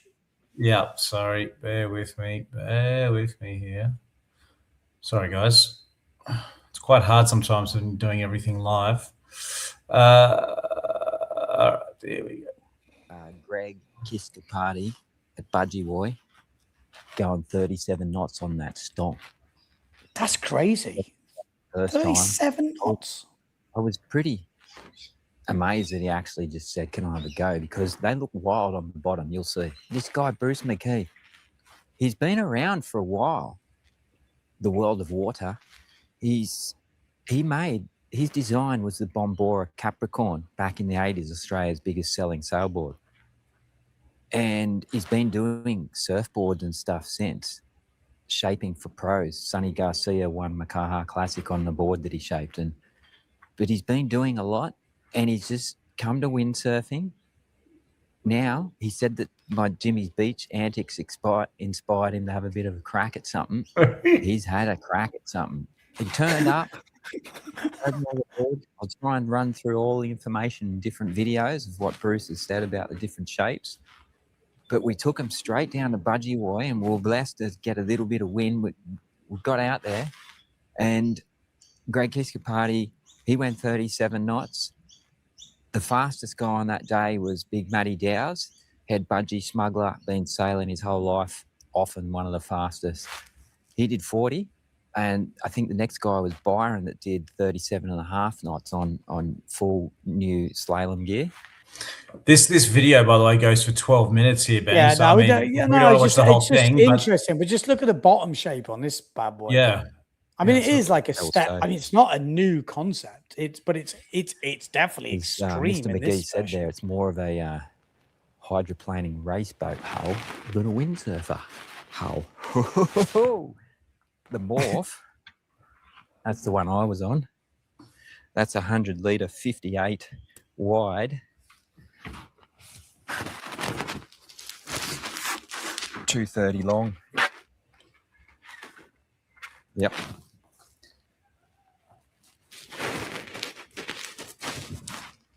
Crazy shit. Paradigms have shifted, I reckon. This is some animal windsurfing equipment. I'll try and keep the videos coming. If you have any specific questions, I'll try to address them in some form of video content. Yeah, so look, if you're interested, check it out. Jim's Windsurfing YouTube channel. McKee Stonk Gets Sent, hydroplaning raceboat hull. Cool to see something different, that's for sure. What's the comments saying? Comments. He's got 52 comments. Yeah, I was gonna say, what's one else? Damn, that's cool. I have made a bunch of boards very similar years back. Great stuff. Great video. Bruce is a top bloke. We have chatted at the Gold Coast Speed Strip a few times. Yeah, this guy, Jim, crazy. Yeah, this Jim guy. I've had a few messages back and forth, and I think I've spoken to him on the phone once or twice. But he lives in this part of New South Wales on the east coast of Australia, which used to be quite a popular windsurfing spot. But, windsurfing declined. But I think there's just him and one other guy that sail regularly at this particular spot. But he's a super keen windsurfer, but unfortunately he's living in an area where there's not too many others around him. So he's keeping the stoke alive. So, well done to him. Because it's not... Yeah, but there's a couple of the boys, I think Clive, Evil Sea or whatever it is, what the name. I always thought it said Evil Sea, and then he goes, it's Clive backwards. I was like, oh, okay, Clive. But they've been doing like the water speed, like distance challenge, and they were early doors when they had the proper season. They were racking up some decent amount of kilometers, like pretty crazy. And they look like they've got a pretty good spot for it, to be honest, as well. It's like fully flat. Yeah. This I'm pretty sure this video is at a lake called Budgie, I think, or they've got like this. It's one of those setups where it's shallow and there's probably like weed and stuff under the water, so it keeps the water super flat. And at that spot, there's a bit of a seam, but that's a little bit away from where he lives. Okay. But it's an awesome speed spotter. There's a few spots like this in Australia. We have that phenomenon where it could be blowing 30 knots, but the water stays that flat just because it's that's the board, isn't it? That's the crazy board. Yeah. How's it jibe? There's like a bit of drag on the jibe, but still goes all right.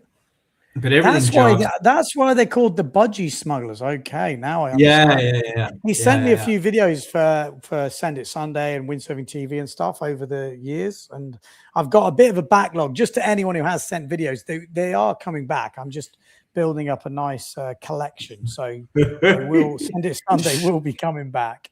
And thanks to everyone who sent it in. If you have got any videos, definitely send them through. But it's going better than I thought, to be fair.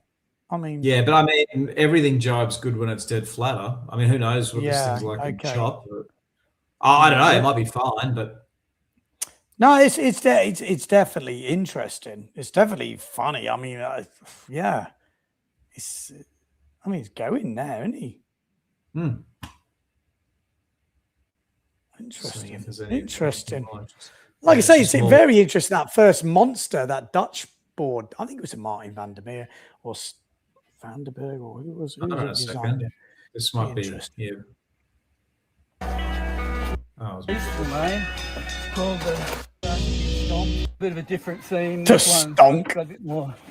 Sounds like Crocodile Dundee. It's called the Donk. Slightly different setup here, and this one's got even more lift down the tail.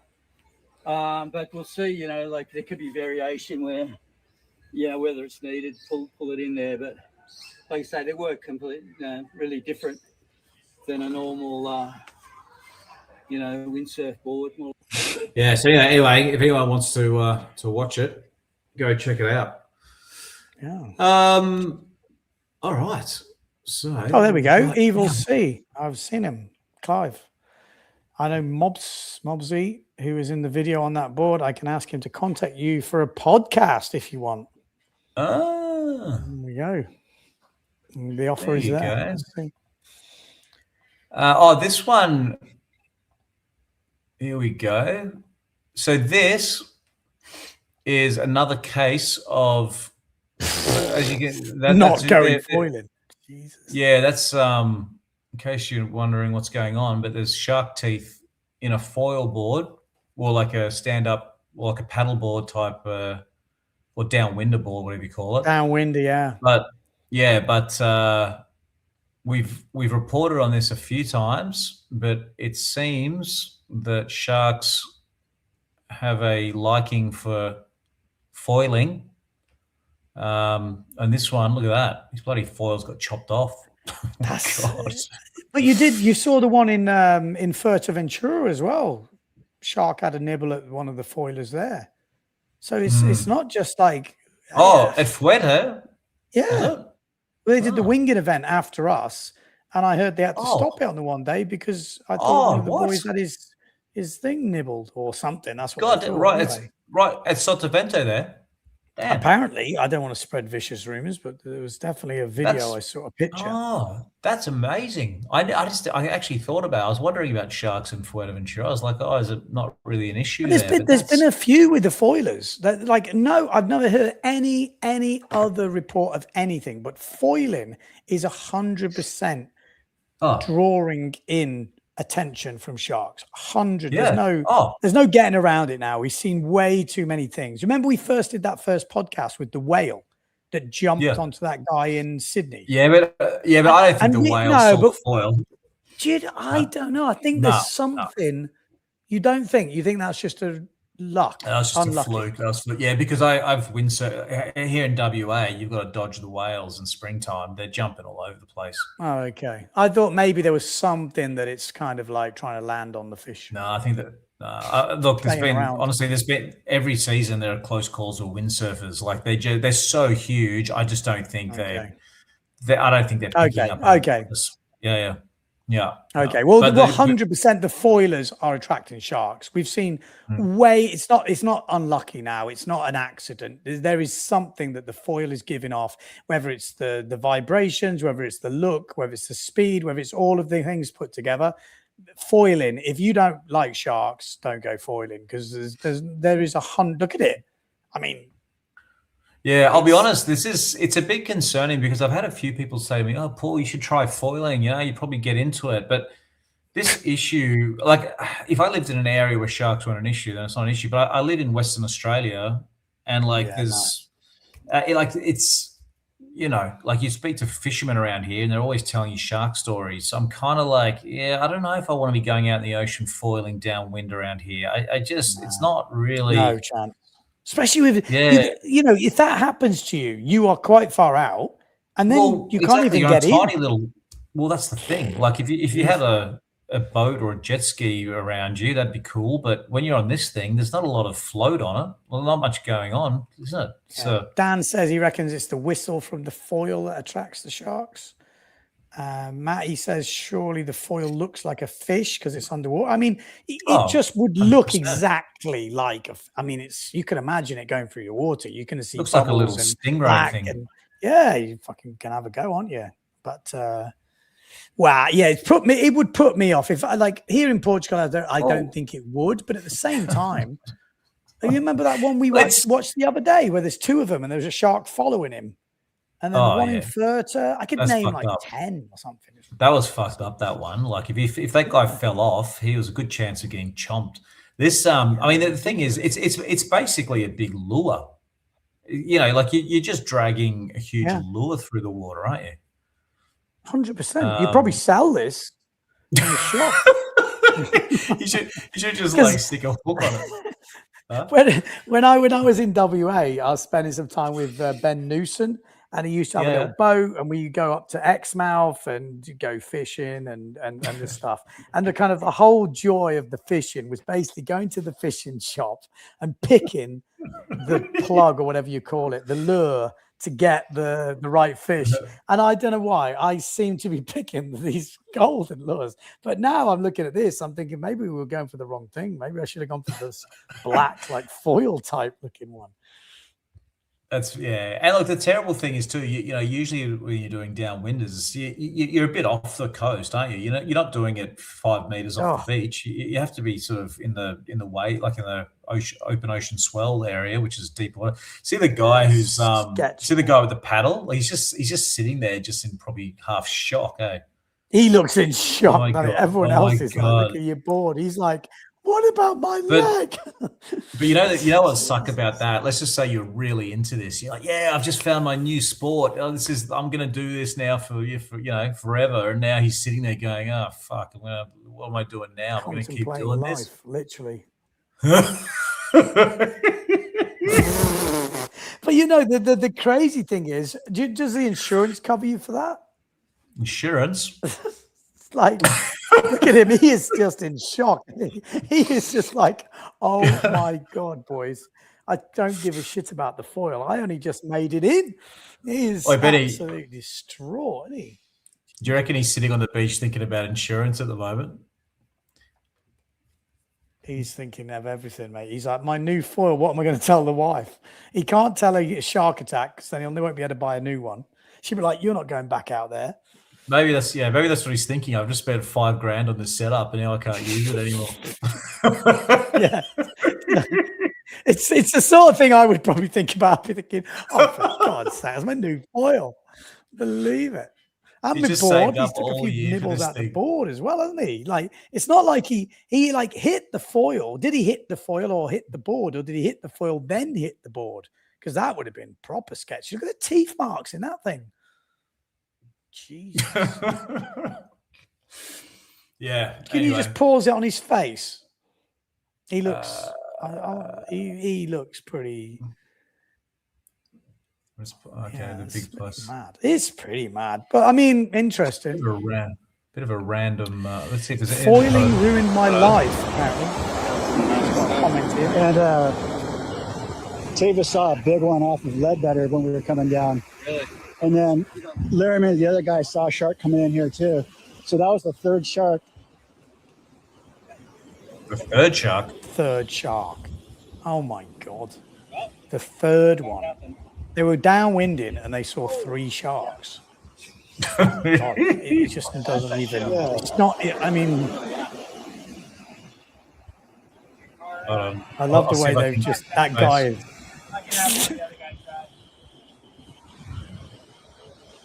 Where's his face? Now. There he is. Oh, he looks like he's over it. He's like third shark, and the third one got him.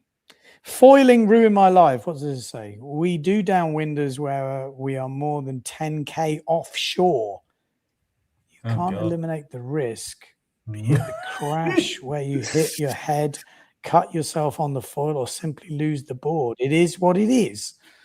Well, yeah, you gotta be brave. You either do it or not. Okay, but what about sharks? Yeah. Get him on the show. He'd be another windsurfer back in the game. My God, that looks fucking savage. Put me off foiling anyway. You're not going to take it up. It doesn't excite. I quite like the idea of downwinding, but I've just got too many other things now with the kids. It's kind of ridiculous. This is the just moving on. This is the race between the kite Pierre and the winger. Ah, yeah. This is. We can't talk about the venue. Oh, so this is actually the same venue, is it? Yes. Oh. Really? It doesn't look like it looks like there's heaps of space for everyone. Yeah, well, see that wall? That's like this harbour wall. So that's what cuts down the chop. When you get further out where they are, it gets quite choppy. But the kiters, you can kind of see them in the background. It depends what time of year it is. But I can imagine the summer, which is when it's the windy season kind of thing. I could imagine it is quite full. This was kind of early season. I like the way they made this film dramatic. Like, I do watch this and it's like, I know they're not all from the same bits because this guy comes in pretty quick. Look at this. How many kiters have you seen run like that, but out of control? Yeah. It's pretty funny, isn't it? It's interesting that there's another beach sprint finish again. Huh? So there's another. Everyone loves a beach finish. There's more going on. Like on the water finish is great, but very unfair, Benny. Totally. It was kind of good on Pierre for getting this on a mainstream channel as well. That's cool. Yeah. Also, it made windsurfing. I haven't seen this. We talked about it earlier, but kiter versus winger versus windsurfer. To be fair, I imagine like Pierre is the better guy out of all the sports. Like if you ranked them, I don't know. That kite had a Red Bull. The kite is decent for sure, but in terms of like slalom, you'd expect him to win slalom. I would have thought. Man. And then in waves, I didn't expect him to win the waves. But then windsurfing is actually pretty good in the waves compared to foiling and kiting because you're getting pulled off. That's what it looked like downwind. But Pierre's not like a wave sailor in terms of he's a good windsurfer and he can wave sail, but he's not one of the best wave sailors in the world. So it's quite impressive he won the waves. If you put a slalom sailor, like a Pierre Mortifon, against an actual slalom kiter, because I'm assuming they have obviously pretty dedicated equipment for racing, or for that matter, winging, do you know which is actually the fastest on average? Or on what? Sorry. Or like on a slalom course, say, or whatever, like a kiter, a kiter using proper kiting racing gear and same for kite is really quick. Is that it depends on the wind. Like course racing, the kite is by far the fastest. It's ridiculous. Course race, because they can go upwind pretty harder. Yeah, it's ridiculous. But I'm talking like more slalom style. Yeah, in slalom, I have never seen the short like kite versus, but I imagine probably a kite is quicker. Okay, because the reason I say it is when I'm freesailing on my wave gear for down here in Geraldton, whenever I'm next to a kiter, I'm generally always faster than them, even though. Sorry, you mean not foiling, just normal kiting? Yeah. Oh, yeah. Sure. Yeah. Normal kiting, windsurf is quicker. Yeah. That's what I thought. Sorry, I thought it was foiling. Oh, okay. Well, I guess so. Well, so when they do kite racing, is it usually always on foil? Is it? I don't know, but is it? Well, they used to be on. They had these mad boards which look like formula boards, but now it's all on foiling for the racing. I mean, a kite can go quick. It just depends how upwind you've got to go. So it has to be super downwind. A kite is quicker. Like if you look at the world speed record, a kite is quicker than without the foil. It's quicker than a windsurfer. I think it's like it was Rob Douglas, and it's that other guy now. I can't remember what it is, but I think it's like 55 knots or something like that. Something like that. I'd have to check. That's on a really downwind course and really shallow as well. So it's super flat. I know. And they can get a really flat course with the kite higher up so it doesn't get disturbed by the wind. Yeah, for sure. Well, I know I'm preaching to the converted when you're on a windsurfing podcast, but one aspect, I mean, there are certain advantages to kiting. I know we sometimes bag out kiting and stuff, but one thing I really don't love about kiting when I see it is the fact that to go across the wind, they have to rail an edge. You know what I mean? Like it's, like, with a windsurfer, you can keep the board flat and just ride off the fin, and it's that kind of more skipping across the water. I don't like the fact that they have to rail an edge. I find that I think that's like when you think about it with windsurfing, that is the huge hook with windsurfing is that feeling of skipping across the water, but with a kite, just having to rail that edge. I don't kite, but I imagine that you lose something by doing that, huh? Yeah, 100%. That's like the normal kite. That's what I said. The full speed kiting downwind is actually pretty quick. Yeah, like off the wind. That's different. But I'm talking about just going on a broad reach. Yeah, you just edge it constantly, like this guy. Yeah, that just doesn't appeal at all. It's a bit like wakeboarding. You're getting pulled sideways, so you just have to hold the edge. I'll be interested to see what they do on a big slalom board with a fin. Could you go on a smaller kite? You probably can and just go off the fin. I don't know. What do we got here? Oh, this one There was someone saying there's a lot of comments. Do a poll, windsurfing preference, wave, slalom, freestyle, I guess you've got to put in free ride in there or free race and kiting. You want See if another anyone's a poll? secret. Well, I don't know. That's what someone's saying. Do a What is poll. the preference? All right. Well, I'll You gotta type it out. Okay. Well, what are they? Because I've been just going through this on this skill tracker thing I'm doing, and it's interesting. So I think you've got like, in terms of preference, you are there some beginners? They're probably not tuning into the podcast. Is that like a thing? Oh. Like a entry level windsurfer? Because then you've got once you're a windsurfer, then you have got a discipline, haven't you? And it's more like wave, slalom, free ride. Yeah, slalom, free ride, maybe. freestyle. You probably got to put bump and jump in there because there'll be a few guys that they kind of not wave sailing, but they're not. Well, I'll do free ride. Free ride. No. Free wave. I can only do 4 options. Things. Oh, okay. Oh, that's different then. I'll just do free ride, bump and jump.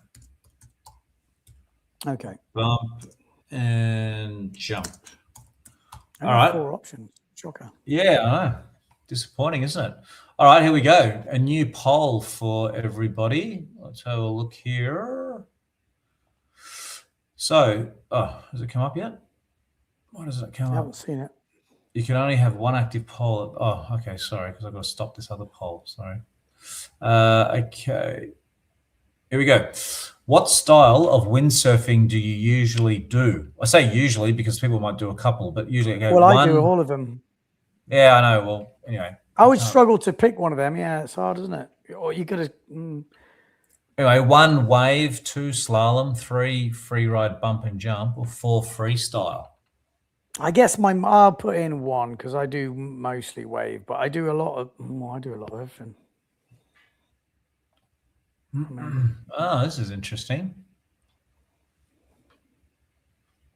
Wave is in the lead at the moment. Saw them coming back.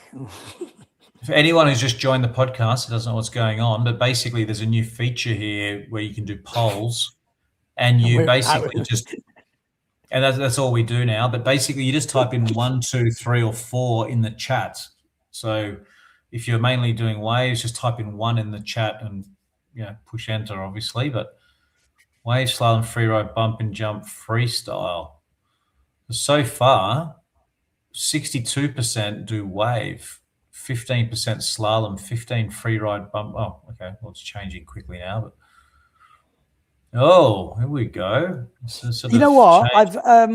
I'm going to use another plug here because I'm doing this skill tracker thing. So obviously there's different sections like wave, slalom, free ride, whatever. But when I'm filling it in, I definitely got motivated to get back into freestyle a little bit. I don't know what's come over me. I don't know if I'm having a windsurfing life crisis, but we've got a good spot here. And I was going through the moves and I was realizing that I wasn't ticking as many boxes as I thought I wanted to. And I was thinking, man, I've got so many more things I want to do or learn or perfect. And it genuinely motivated me. So I'm like, oh my God, is this going to be like, I'm going to end up in a hospital or something with a broken leg or something. But I generally got yeah, okay, I've got to learn that and I've got to learn that. And there's so many things which I'm not ticked off. Yeah, so this skills tracker, you obviously told me a bit about it and you got me to fill it out one. But what's the latest with all that?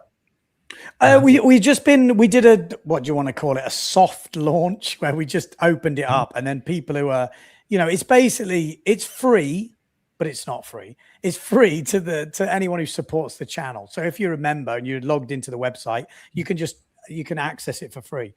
That means so then basically all it is to kind of give you an idea of where you're at and work out what possible skills, moves, jumps, whatever you could progress to or learn next. Or it's basically what I used to do when I was a little kid. I used to have this wall chart with all these moves and all these bits, and I used to do tick boxes. And now I'm just turning that into an online thing, basically. And we're going to use it because I'm just adding a challenge section, which you'll be able to do group challenges, private challenges, or we're going to set challenges. So we did one ages ago, which was like the big 5, which was floaty jump, tabletop, forward loop, back loop, push loop, which is quite extreme, but it's going to be things like that. And we'll have different levels of challenges, prizes. That's the kind of idea. But not just in freestyle and wave. There's going to be some free ride stuff, some free race stuff. And the whole idea is just to keep it evolving. So again, it's more just playing with it at the moment. But the idea is just the whole idea of the channel in the first place, just to motivate people to go windsurfing and do more stuff. So that's the kind of plan. So we'll see. That's I'm going to get you to get doing some stuff. That's my goal. It's going to be called the Paul Van Bellen Challenge. It's going to be a global challenge, and there's going to be 5 things on it. I haven't worked out what they are yet, but we're going to do it on a podcast, and we're going to say it's going to be called Challenge Paul, and then I'm going to turn it into an official challenge. And your goal for this summer in WA is to tick off these 5 things. So that's a whole separate podcast. I haven't told you about this yet because I've only just come up with it on the spot right now. But now I'm talking about it out loud. I like it. Let me know what Paul. You can't forward loop, can you? So that could be the highest one. Try a forward loop. Try. Yeah, I'm pretty. Yeah, I think I'm almost tabletop. Master the tabletop. How's your tabletops? I've never tried one. There we go. Perfect. So that's all. That's 2 good ones. And then we want some more kind of mid-range, low-end, like heli tack type. That type of move. I don't know what ones you can do. Downwind 360. Can you do that? Yeah. But the thing is, I can do them, but I can't necessarily do them. I can't do them 100%. Okay, I've got an idea. You fill in that skill tracker properly, and then I will look at your skill tracker and I will figure out what 5 moves we're going to set you this summer to do. Yeah. And then we're going to call it the Paul Van Bellen Challenge, and people out there can try and complete the Paul Van Bellen Challenge. Body drag. Can you body drag? I'll say yes. I mean, the thing is, the problem is when you say, can you do them? I mean, I could do 10 and maybe 5 or 6 I successfully do, and the other 3 I kind of stuff it up. You know what I mean? Like it's not maybe 100% of the time. But. Okay. So on the skill tracker, there is no points for never tried it, never done it. That's a cross. Then there's you get points for I've tried it, but never completed it. Then you get more points for, yes, I've done the odd one, I've done one, whatever. And then when you can do 3 in a row, so if you can do 3 body drags in a row, consecutive runs or whatever, the 3 you try, you do 3, that's classed as mastered it. Because once you can do 3 in a row, usually you can't be lucky 3 times in a row. So that's kind of how it works. One thing that I just turned 49 the other day. And I mean, look, I'm not old, but I am starting to feel, okay, like, like, for example, I've got this niggle in my shoulder at the moment. Okay, where the hell did that come from? And so I think for me this season, apart from obviously trying to try new, moves, I think the big thing as you get older is the fitness stuff. Like, that would be something that, I mean, look, okay, can you do a backflip? Cool. But I think the cool thing for me right now is how are you feeling physically? Are you trying to stay a bit stronger and fitter and stuff? That's something that's getting more and more important as I get older. So I don't know if you can incorporate that somehow. Okay, can you touch your toes? This is going to be a challenge. This is going to be on the challenge. Not with you standing, and not with you standing behind me. But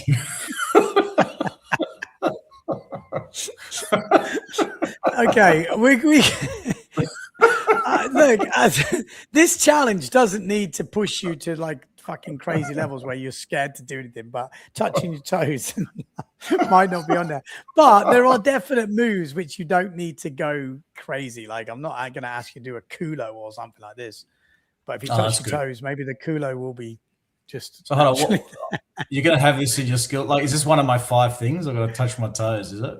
Right. No, you were telling me you wanted to, like, I don't know. Yeah, but again, there's no rules on the challenge section. We literally just sorting it out, but on the challenge section, it's going to be whatever, Yeah, they're usually things that are on this skill tracker. So I'm going to add a few more things in. We're just looking for feedback from guys. So if you are using it and you think there's something missing, you can send us a message, or you can add a move. It says how to do that. See, it's obvious. I think I say it's obvious. I'm going to make a video to make it more obvious. But yeah. Anyway, we're definitely going to do that though. The Paul Van Bellen challenge. Yeah, that's like it. Sounds cool. For anyone listening, the update for the poll: what style of windsurfing do you usually do? 44% said wave, 26% said slalom, 22% free ride, bump and jump, and 7% freestyle. Any surprises there for you, Benny? Well, yeah, I guess I would like a few more answers, like, because maybe somebody has two of them. Be interested if you could pick more than one. There's a few things, but I think that's probably about right. And again, it might be different for other people's podcasts, but obviously maybe our content and our stuff might lead to a certain style of windsurfer tuning in. So I think that seems about right. I'm just having a look if you can choose more than one. If I go 4. No, it doesn't let you. No, it doesn't change. I didn't think it would. We're looking okay. it. It actually just made me think as well when I talked about fitness, what would be kind of cool, and I'm not necessarily putting my hand up for this role, but I wouldn't mind it if in windsurfing there was somebody that started a fitness challenge thing. Like, it was obviously related to wind, like, you know, that's going to help you windsurfing. But like, say a week-to-week YouTube thing or whatever, where you go, all right, this is what we're doing for this week. Like, you know, you start off at a beginner level. Like, say, okay. You know, like, okay, 10 push-ups and freaking whatever, but then do it over 6 months and just, I like it. People just follow, they just follow it, huh? I don't know. I like that. I like that. Yeah.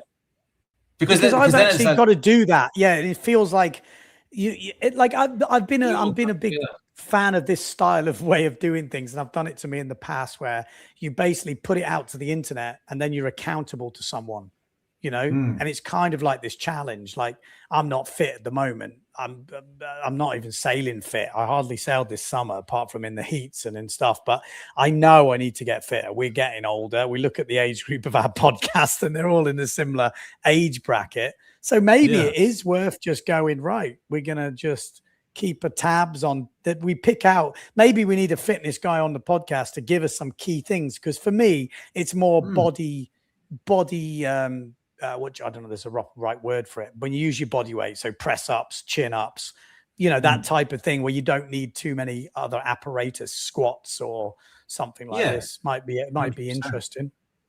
Yeah. Do you have any like niggling injuries or anything that's like your?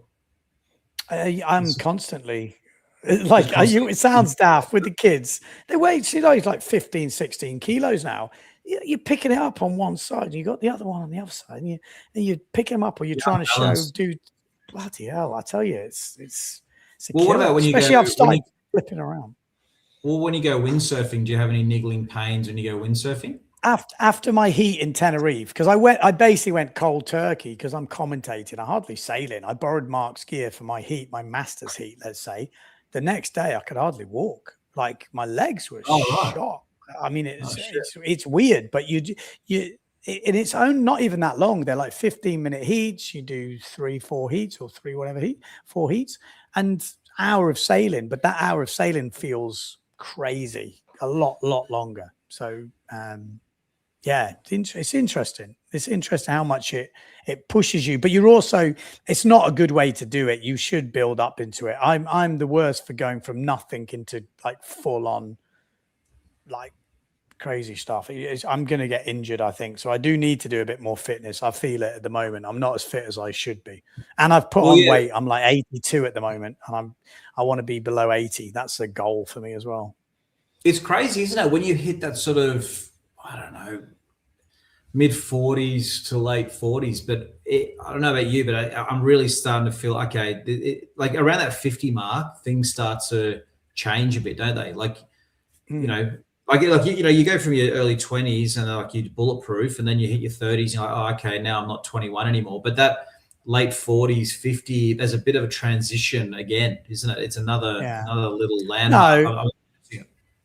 No, 100 I agree. What I've noticed more recently, and I think if you've led an active life, And I did a lot of three-style back in the early 2000s, which was a long time ago now, isn't it? And that's becoming painful, like my ankles, my feet, which I destroyed back in the day. And I never really took care of physio so much as I used to. And now you feel that, like that. I definitely feel that, like my feet in the morning or something. I'm like, oh, bloody hell. Or you start making those noises when you sit down, like, ooh, ooh, like that's when you know it's there. So, yeah. No, I think it's look, especially as we saw in our age bracket, there's a lot of people in our age and older, so it's an interesting subject, I reckon. I'm starting. Oh yeah, someone asked us a good point actually. Ainsley saying, Ben, how long did it take you to get over the Deafy wind? My God, the Deafy. I was lucky because I got out of one race or two. My biggest problem was I did that first race on the waveboard, and that nearly killed me. Honestly, that because of the position, that was a bad idea. And it's so long. My shins, they never recovered the whole event. I was just broken. I couldn't push. Right. And there was one race I was racing Andy Bubble Chambers, and my legs just went. Like I was pushing because I was like, fully wanted to beat him. And then I got to this point where I hadn't got it. And as soon as I lost leg power, and that is a really interesting fact that happens. What you realize is to go fast, you need leg power. You need leg power. If you're out there and you want to go faster on a slalom board or your free race and you're wondering why you can't, if your legs aren't burning, you're probably either your technique's terrible and you've got very strong legs, or more than likely you're not doing the right thing, because your legs, I find when I want to go quick, my legs are absolutely killing. Like I'm using so much pressure through my legs. It's unbelievable. I remember getting a phone call from you just before. You're at the Deafy and you're just about to do your race. Oh, Paul, I'm getting the waveboard out. I'm going to do freaking wave rally at the Deafy. And then about an hour Hang on, later, no, let me tell the full story. I said to Paul, I said, mate, next year we're going to do wave rally at the Deafy Wind. We're going to have a couple of teams. You can have a team. I'll have a team. Colin can have a team. We'll just get the guys who are just in for a laugh. We'll do it on waveboards. I'm like, I'm just about to go on the waveboard. And I thought it was such a good idea. And then an hour later, I'll ring him going, no, it's off. We don't do it. Don't even get carried away. Don't even think about it. There is no way. Well, actually, that was for anyone listening who may be thinking of organizing events or does it themselves. We learned a big lesson. If like with this wave rally event, the race lasts for about 5 minutes, 5-6, and by the end of that 5 or 6 minutes, you're actually pretty spent. Like it's an intense 5 minutes, and I think that is kind of a limit to how much you want to race on a waveboard. You don't want to do a much more than 5 or 6 racing on a waveboard, because it's too taxing. It's too taxing. It's the length of the legs. If the length of the legs are short and you jibe and you go on the next leg, it's fine. Okay. But the Deafy is it's hard enough on a normal board, but on the waveboard, you've got to go slightly upwind as well. So it's like, oh my God, it's very. But what I found as well, racing a waveboard is if I go wave sailing, and when I say wave sailing, it's often most of it is actually just planing around and not actually wave sailing. But I could sail for 2 hours, but not at like 100%. You're just cruising around. You know what I mean? But as soon as I got on the race course at Wave Rally, I did it 5 minutes, and when you actually if you just jump on a waveboard and just broad reach it and just ease into your harness and just go, okay, I'm just going to relax here. You can do that for a while. But as soon as you try and get that extra couple of knots out of the waveboard, you're like, all right, I'm going to get this as fast as I can and just trim everything and try and the difference between that and normal sailing is huge.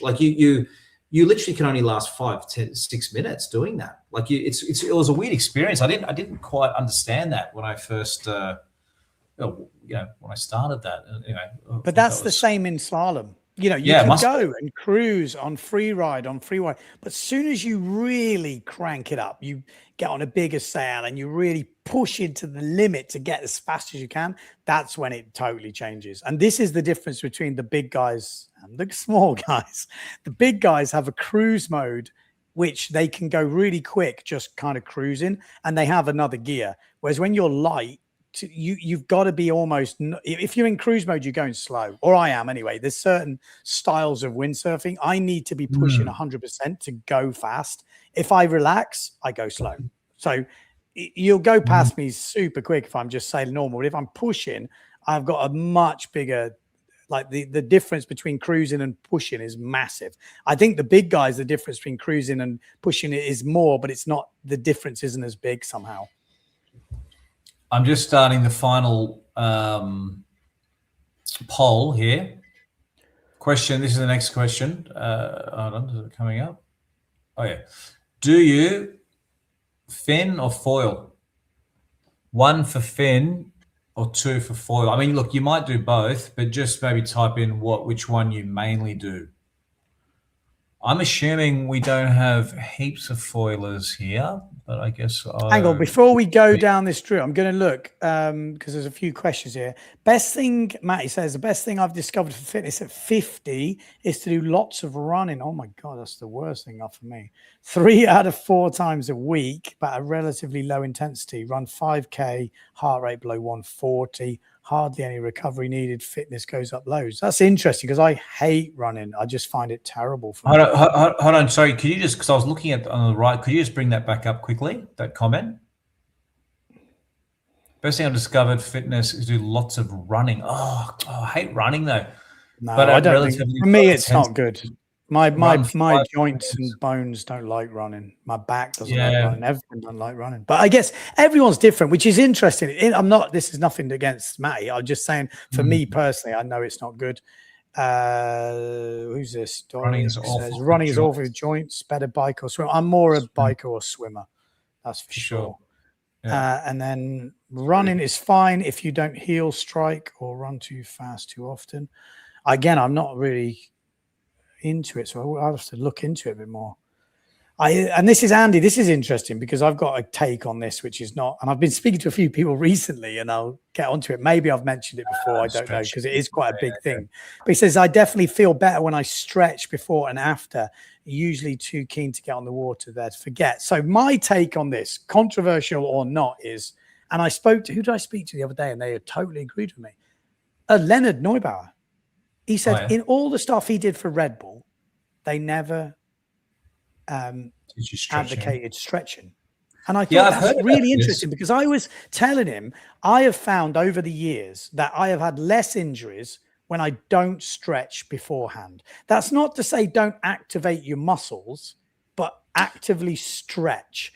Afterwards, I think some type of stretching on certain things, now I'm older, I feel like some sort of cool down, kind of maybe, but definitely before, when I was stretching a lot, I used to get more injuries. And I felt like what it does is it almost gives my body more, and might sound totally ridiculous to someone in the trade or whatever we call it. So I might be talking shit, but this is just my total personal experience. I feel like I push myself, I can actually hurt myself more because the things flex more. So then the ligament or I don't know, something else takes the pressure somehow. I don't know. I feel tighter and better when I don't stretch, which sounds ridiculous. And I did hear Robbie Nash say this on a podcast once. And I was like, I remember listening to it thinking, oh my God, that's exactly what I've been saying for years. Like, and it's strange because I've been saying it for 10 years and people kind of look at me like I'm mad, but I don't know. This is just my personal experience. Yoga used to put me in all sorts of problems. But maybe as I'm getting older, maybe I need to revisit it, or maybe something not like yoga, but more Pilates or something where you put in pressure or whatever it is, rather than actual just stretching. I don't know. Certain stretches, like hip stretches, I feel like I need to do. There's a certain things I've got which are tight. I feel that, yeah. I did, Jager Stone, he's a fireman now, but he was a qualified physiotherapist. A few months ago, because I said to him, I'm starting to feel a bit more, joints and whatever. I said to him, do you recommend any stretching? Oh no, that's what I said. I said, do you think, is it better to stretch before or after sailing? And I can't remember his exact answer, but he seemed to say, maybe a bit of stretching after. But he said, what's probably better than stretching before is actually just warming up your body by like, like for example, activation. Like doing a bike thing or like a bit of a run up and down the beach or something. Like, like just rather than just jump on the windsurfer completely cold, like just get the heart rate and the blood moving a bit so it sort of warms up the body a bit or something. I always remember the great Richard Potter saying to me, "You don't see a lion stretching before he chases the gazelle," or something like this. I thought this was when I was busy stretching. I'm like, "You're not going to do any stretching." And then he went out and did a double forward and broke his kneecap. I was like, "Oh shit." Well, could you remove that comment so we could bring the poll back up in case anyone? Oh, sorry. I was just looking at this. If you read the latest studies, passive stretching before exercise is bad, apparently. Yeah, there you go. Maybe polarized effort weekly technique is helping me at an older age, but it's some daily 15 minutes of vertical trail running and 4x4 effort weekly. If not, okay. 4x4. What's that? I don't know what that is. No, I'm vertical trail running. That's pretty cool. Oh, okay. Yeah, so anyone who hasn't seen the poll, do you mainly fin, type in 1, or do you mainly foil, type in 2? But so far, we've got 92% of people saying they mainly fin, which, I mean, that's kind of what I was expecting, be something like that. Yeah. For the 2% or 8% of foilers, I am going to add foiling to the skill tracker, just so you know. I've been asked a few people to put it on, but I haven't added it in yet. But okay, that's 2 hours. I think we've hit the magic number. Before we go, can I just do one more thing because I've got it ready to go? Yeah. This was interesting. Will it work? You Bart David. Have you got something about this? That's Bart David's by the looks of it. Oh, okay. Look, for anyone listening, Spotify, we're looking at a board here with foot straps, but the foot straps are not a full over the foot. They're like a half foot strap, so you can just slide in from the side. What's the story here? So the deal is Bart David used to be on the PWA. I always remember watching the PWA show back in late 90s, I guess it was. And Bart David he's like full dreadlocks doing these tabletop crazy forwards. And it was like wild card. Bart David takes out whoever it was on the world tour. And it was like the Canarian crazy man, Bart David. So this is his board now because of all those crazy days back in the day. He messed up his ankle, and they told him if he was going to do it one more time, he might not be able to walk. So then he had to come up with a concept where he couldn't get stuck in the foot straps. This is the story I've heard through the years. I'm pretty sure this is the basic facts of it. So that's what he came up with, and he's been doing stuff over the years, and he's doing back loops with this type of stuff as well. Oh yeah. Basically puts his feet in and pushes them, I guess, against the side. So you kind of push it rather than, and then it never gets stuck in. Yeah. Has he said there's any downsides? I mean, has he had any issues? Well, I'm sure it's not as good as foot straps, but then the upside is your foot never gets stuck in. But you're obviously going to struggle a little bit. Yeah, but has he said like it's an effective? I haven't heard him. No, it's impressive how well he sails with that setup, to be fair. But the only thing I wouldn't love it, but those hooks are obviously very stiff hooks, like obviously not soft, so that would worry me a little bit. Like you've got a hard edged hook there, which you they're fully foamed though, aren't they? They're fully but like there must be but like, you know what I mean, like they must be really rigid hooks, but like there's some metal or something in the middle of it to keep it that shape, right? Yeah, I don't know. Which would be a bit, at least foot straps are soft. But that's cool. I mean, the foot strap thing is interesting because, as some of you may have seen, if you watch the Fiji event, you saw Jager land a huge aerial and just get completely annihilated in his strap, which is just a nightmare scenario. So there's always in the back of my head that the foot strap is just it's your best friend until it isn't it? It's such a tricky thing, and there's no amazing solution to that problem, is it? You know, like there's a lot of people tried to come up with things, and nothing I've seen, because the amount of pressure you put through a foot strap on the bottom turn, you can't have these kind of people who tried to do quick releases when the pressure gets to so much, but it doesn't work like that.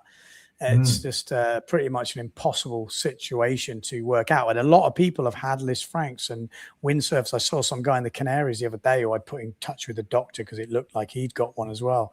So, it's a tricky thing, 100%. You've got to get your foot straps at the right size, big enough to get your foot out, not get stuck in, but not too big and not too small. But everyone's different. Everyone's got, there's so many things to consider. But you have to be very careful. Have you done a video, Benny? It doesn't have to be a half an hour video or an hour, but like just a video where you just explain, the best way to set up your foot strap. I have done it years ago. I will do another one. The problem is you've got to give so many caveats that this is, very personal, and because otherwise someone's going to say, oh, I did what you did. And I'm just saying, look, from my personal experience, this is what it is. This is how I like to do it. This is the reasons I do it. And I would suggest have a look into it. You've kind of got to talk like that. It's horrible to be able to talk like that, but in this day and age, it's kind of like that. But it's really important, and it is hard. If people are used to, if you've ever been mountain biking and you've ever used clips or foot, whatever they're called, and you get used to it, and then you go back to flat pedals with no clips, you're like, oh my God, how do I do it? And it's like anything. You see some guys are amazing on flats, and it's a bit like that. You have to go outside your comfort zone so it doesn't feel right until you understand the technique to sailing with bigger foot straps. Because if your foot strap feels super tight to your foot, it's too tight. I'm not talking about slalom or free ride. You have to have it relatively small for that type of stuff. I'm talking proper wave sailing or freestyle. They need to be a certain size and a certain setup, but certain feet are obviously different to others. Some people have very high feet. Some people have flat. Some people have really wide feet, narrow, and this all makes a huge difference. But maybe I will make another one just to give it some more airtime, because I do still see people, and you can have a freak accident even with your foot strap set up perfectly. You never know, things can happen, especially in the waves. You get forces from all different angles, and it can, cause problems. So it's tricky. It's tricky. Have you heard any updates on Jaeger Stone, just while we're finish off with? I did actually maybe a week ago, and just trying to jog my memory. Actually, let me hold on. Give me 2 seconds, because I can tell you exactly what he said. All right. I'm sure Jaeger won't mind me sharing. So I just, so this was Friday. Okay. So 5 days ago. Just started walking a couple of days ago, and I'm just starting to get off crutches now. So by the way, in case you didn't know, but obviously he went over the foot strap, but he got a Liz Frank and got surgery. So he got surgery. And it was quite a serious one as well. Not like I guess there's different grades. Anyway, so he's just started getting off the crutches now. It's a bit stiff and sore, so taking it slowly, but it feels nice. In the boot for another couple of weeks, but the doctor was really happy with my last x-rays, so he said I can start progressing with full weight bearing and getting all my joints moving. So that sounds pretty positive. Yeah. So fingers crossed it all heals nice and quick for him, because our season's coming up, so I'm sure would like to get on the water, but it might still be a few months, I guess, before he can sail. Cool. All right, Benny. Okay. Well, let's we'll wrap it up. Thanks to everyone for joining in again and doing the polls, and we obviously, with Mark being here, maybe we'll do a podcast with Mark, because it seems crazy to have the world champ in the building and not do a podcast. So if you've got any questions for him, maybe we could go through some stuff. Maybe we do some techie stuff, because he's getting fully into designing sails, he's doing everything himself. It's pretty crazy stuff, how much stuff this guy's doing. So that would be cool. I'd like to learn. Yeah, all that stuff he's doing behind the scenes. I'd like to hear and learn about that. That'd be cool. All righty. Oh, that's so just while we go, I just seen this and I've been meaning to do this for years. So this 100%, I need to do this. Windsurf 888 says, can we get a medical person on to talk about Liz Frank one day? And I genuinely think 100% we should do that.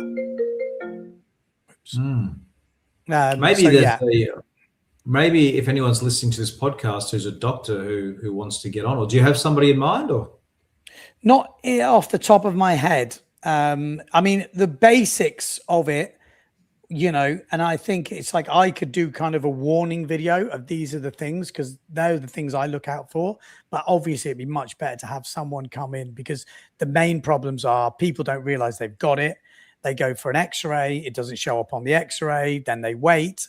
And then they realize after a month or something, they go, oh, fuck, I should have had an operation. And then they basically, all that month has just been wasted. So the quicker you do it, the quicker you get better, because there's like basically a stable one and an unstable one. And an unstable one, you need it screwed and fixed.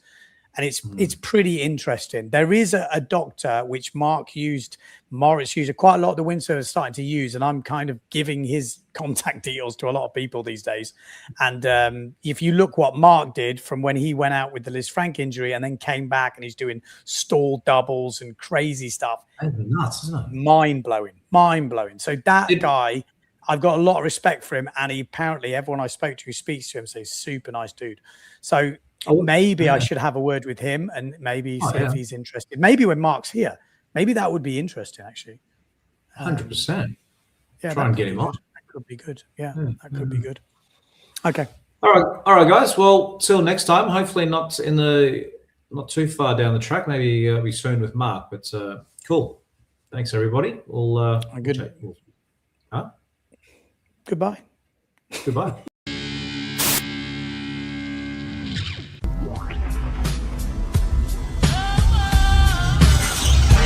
Time of the week again. Sit back, relax, we got the brain of Ben. No need to stress, in the house is Van Bellen. The game is windsurfing, you can't yell them or tell them. We get the news, the views, the win biz, the brands, gear, tips, plus the world's best quiz. The Cubs, PWA, we're professionals without the pay. There's nothing in pole dancing that we won't chat. From tandem boards to a windsurfing cat, it's your one-stop shop for a laugh and listen. Tune in each week or you'll be doing the missing.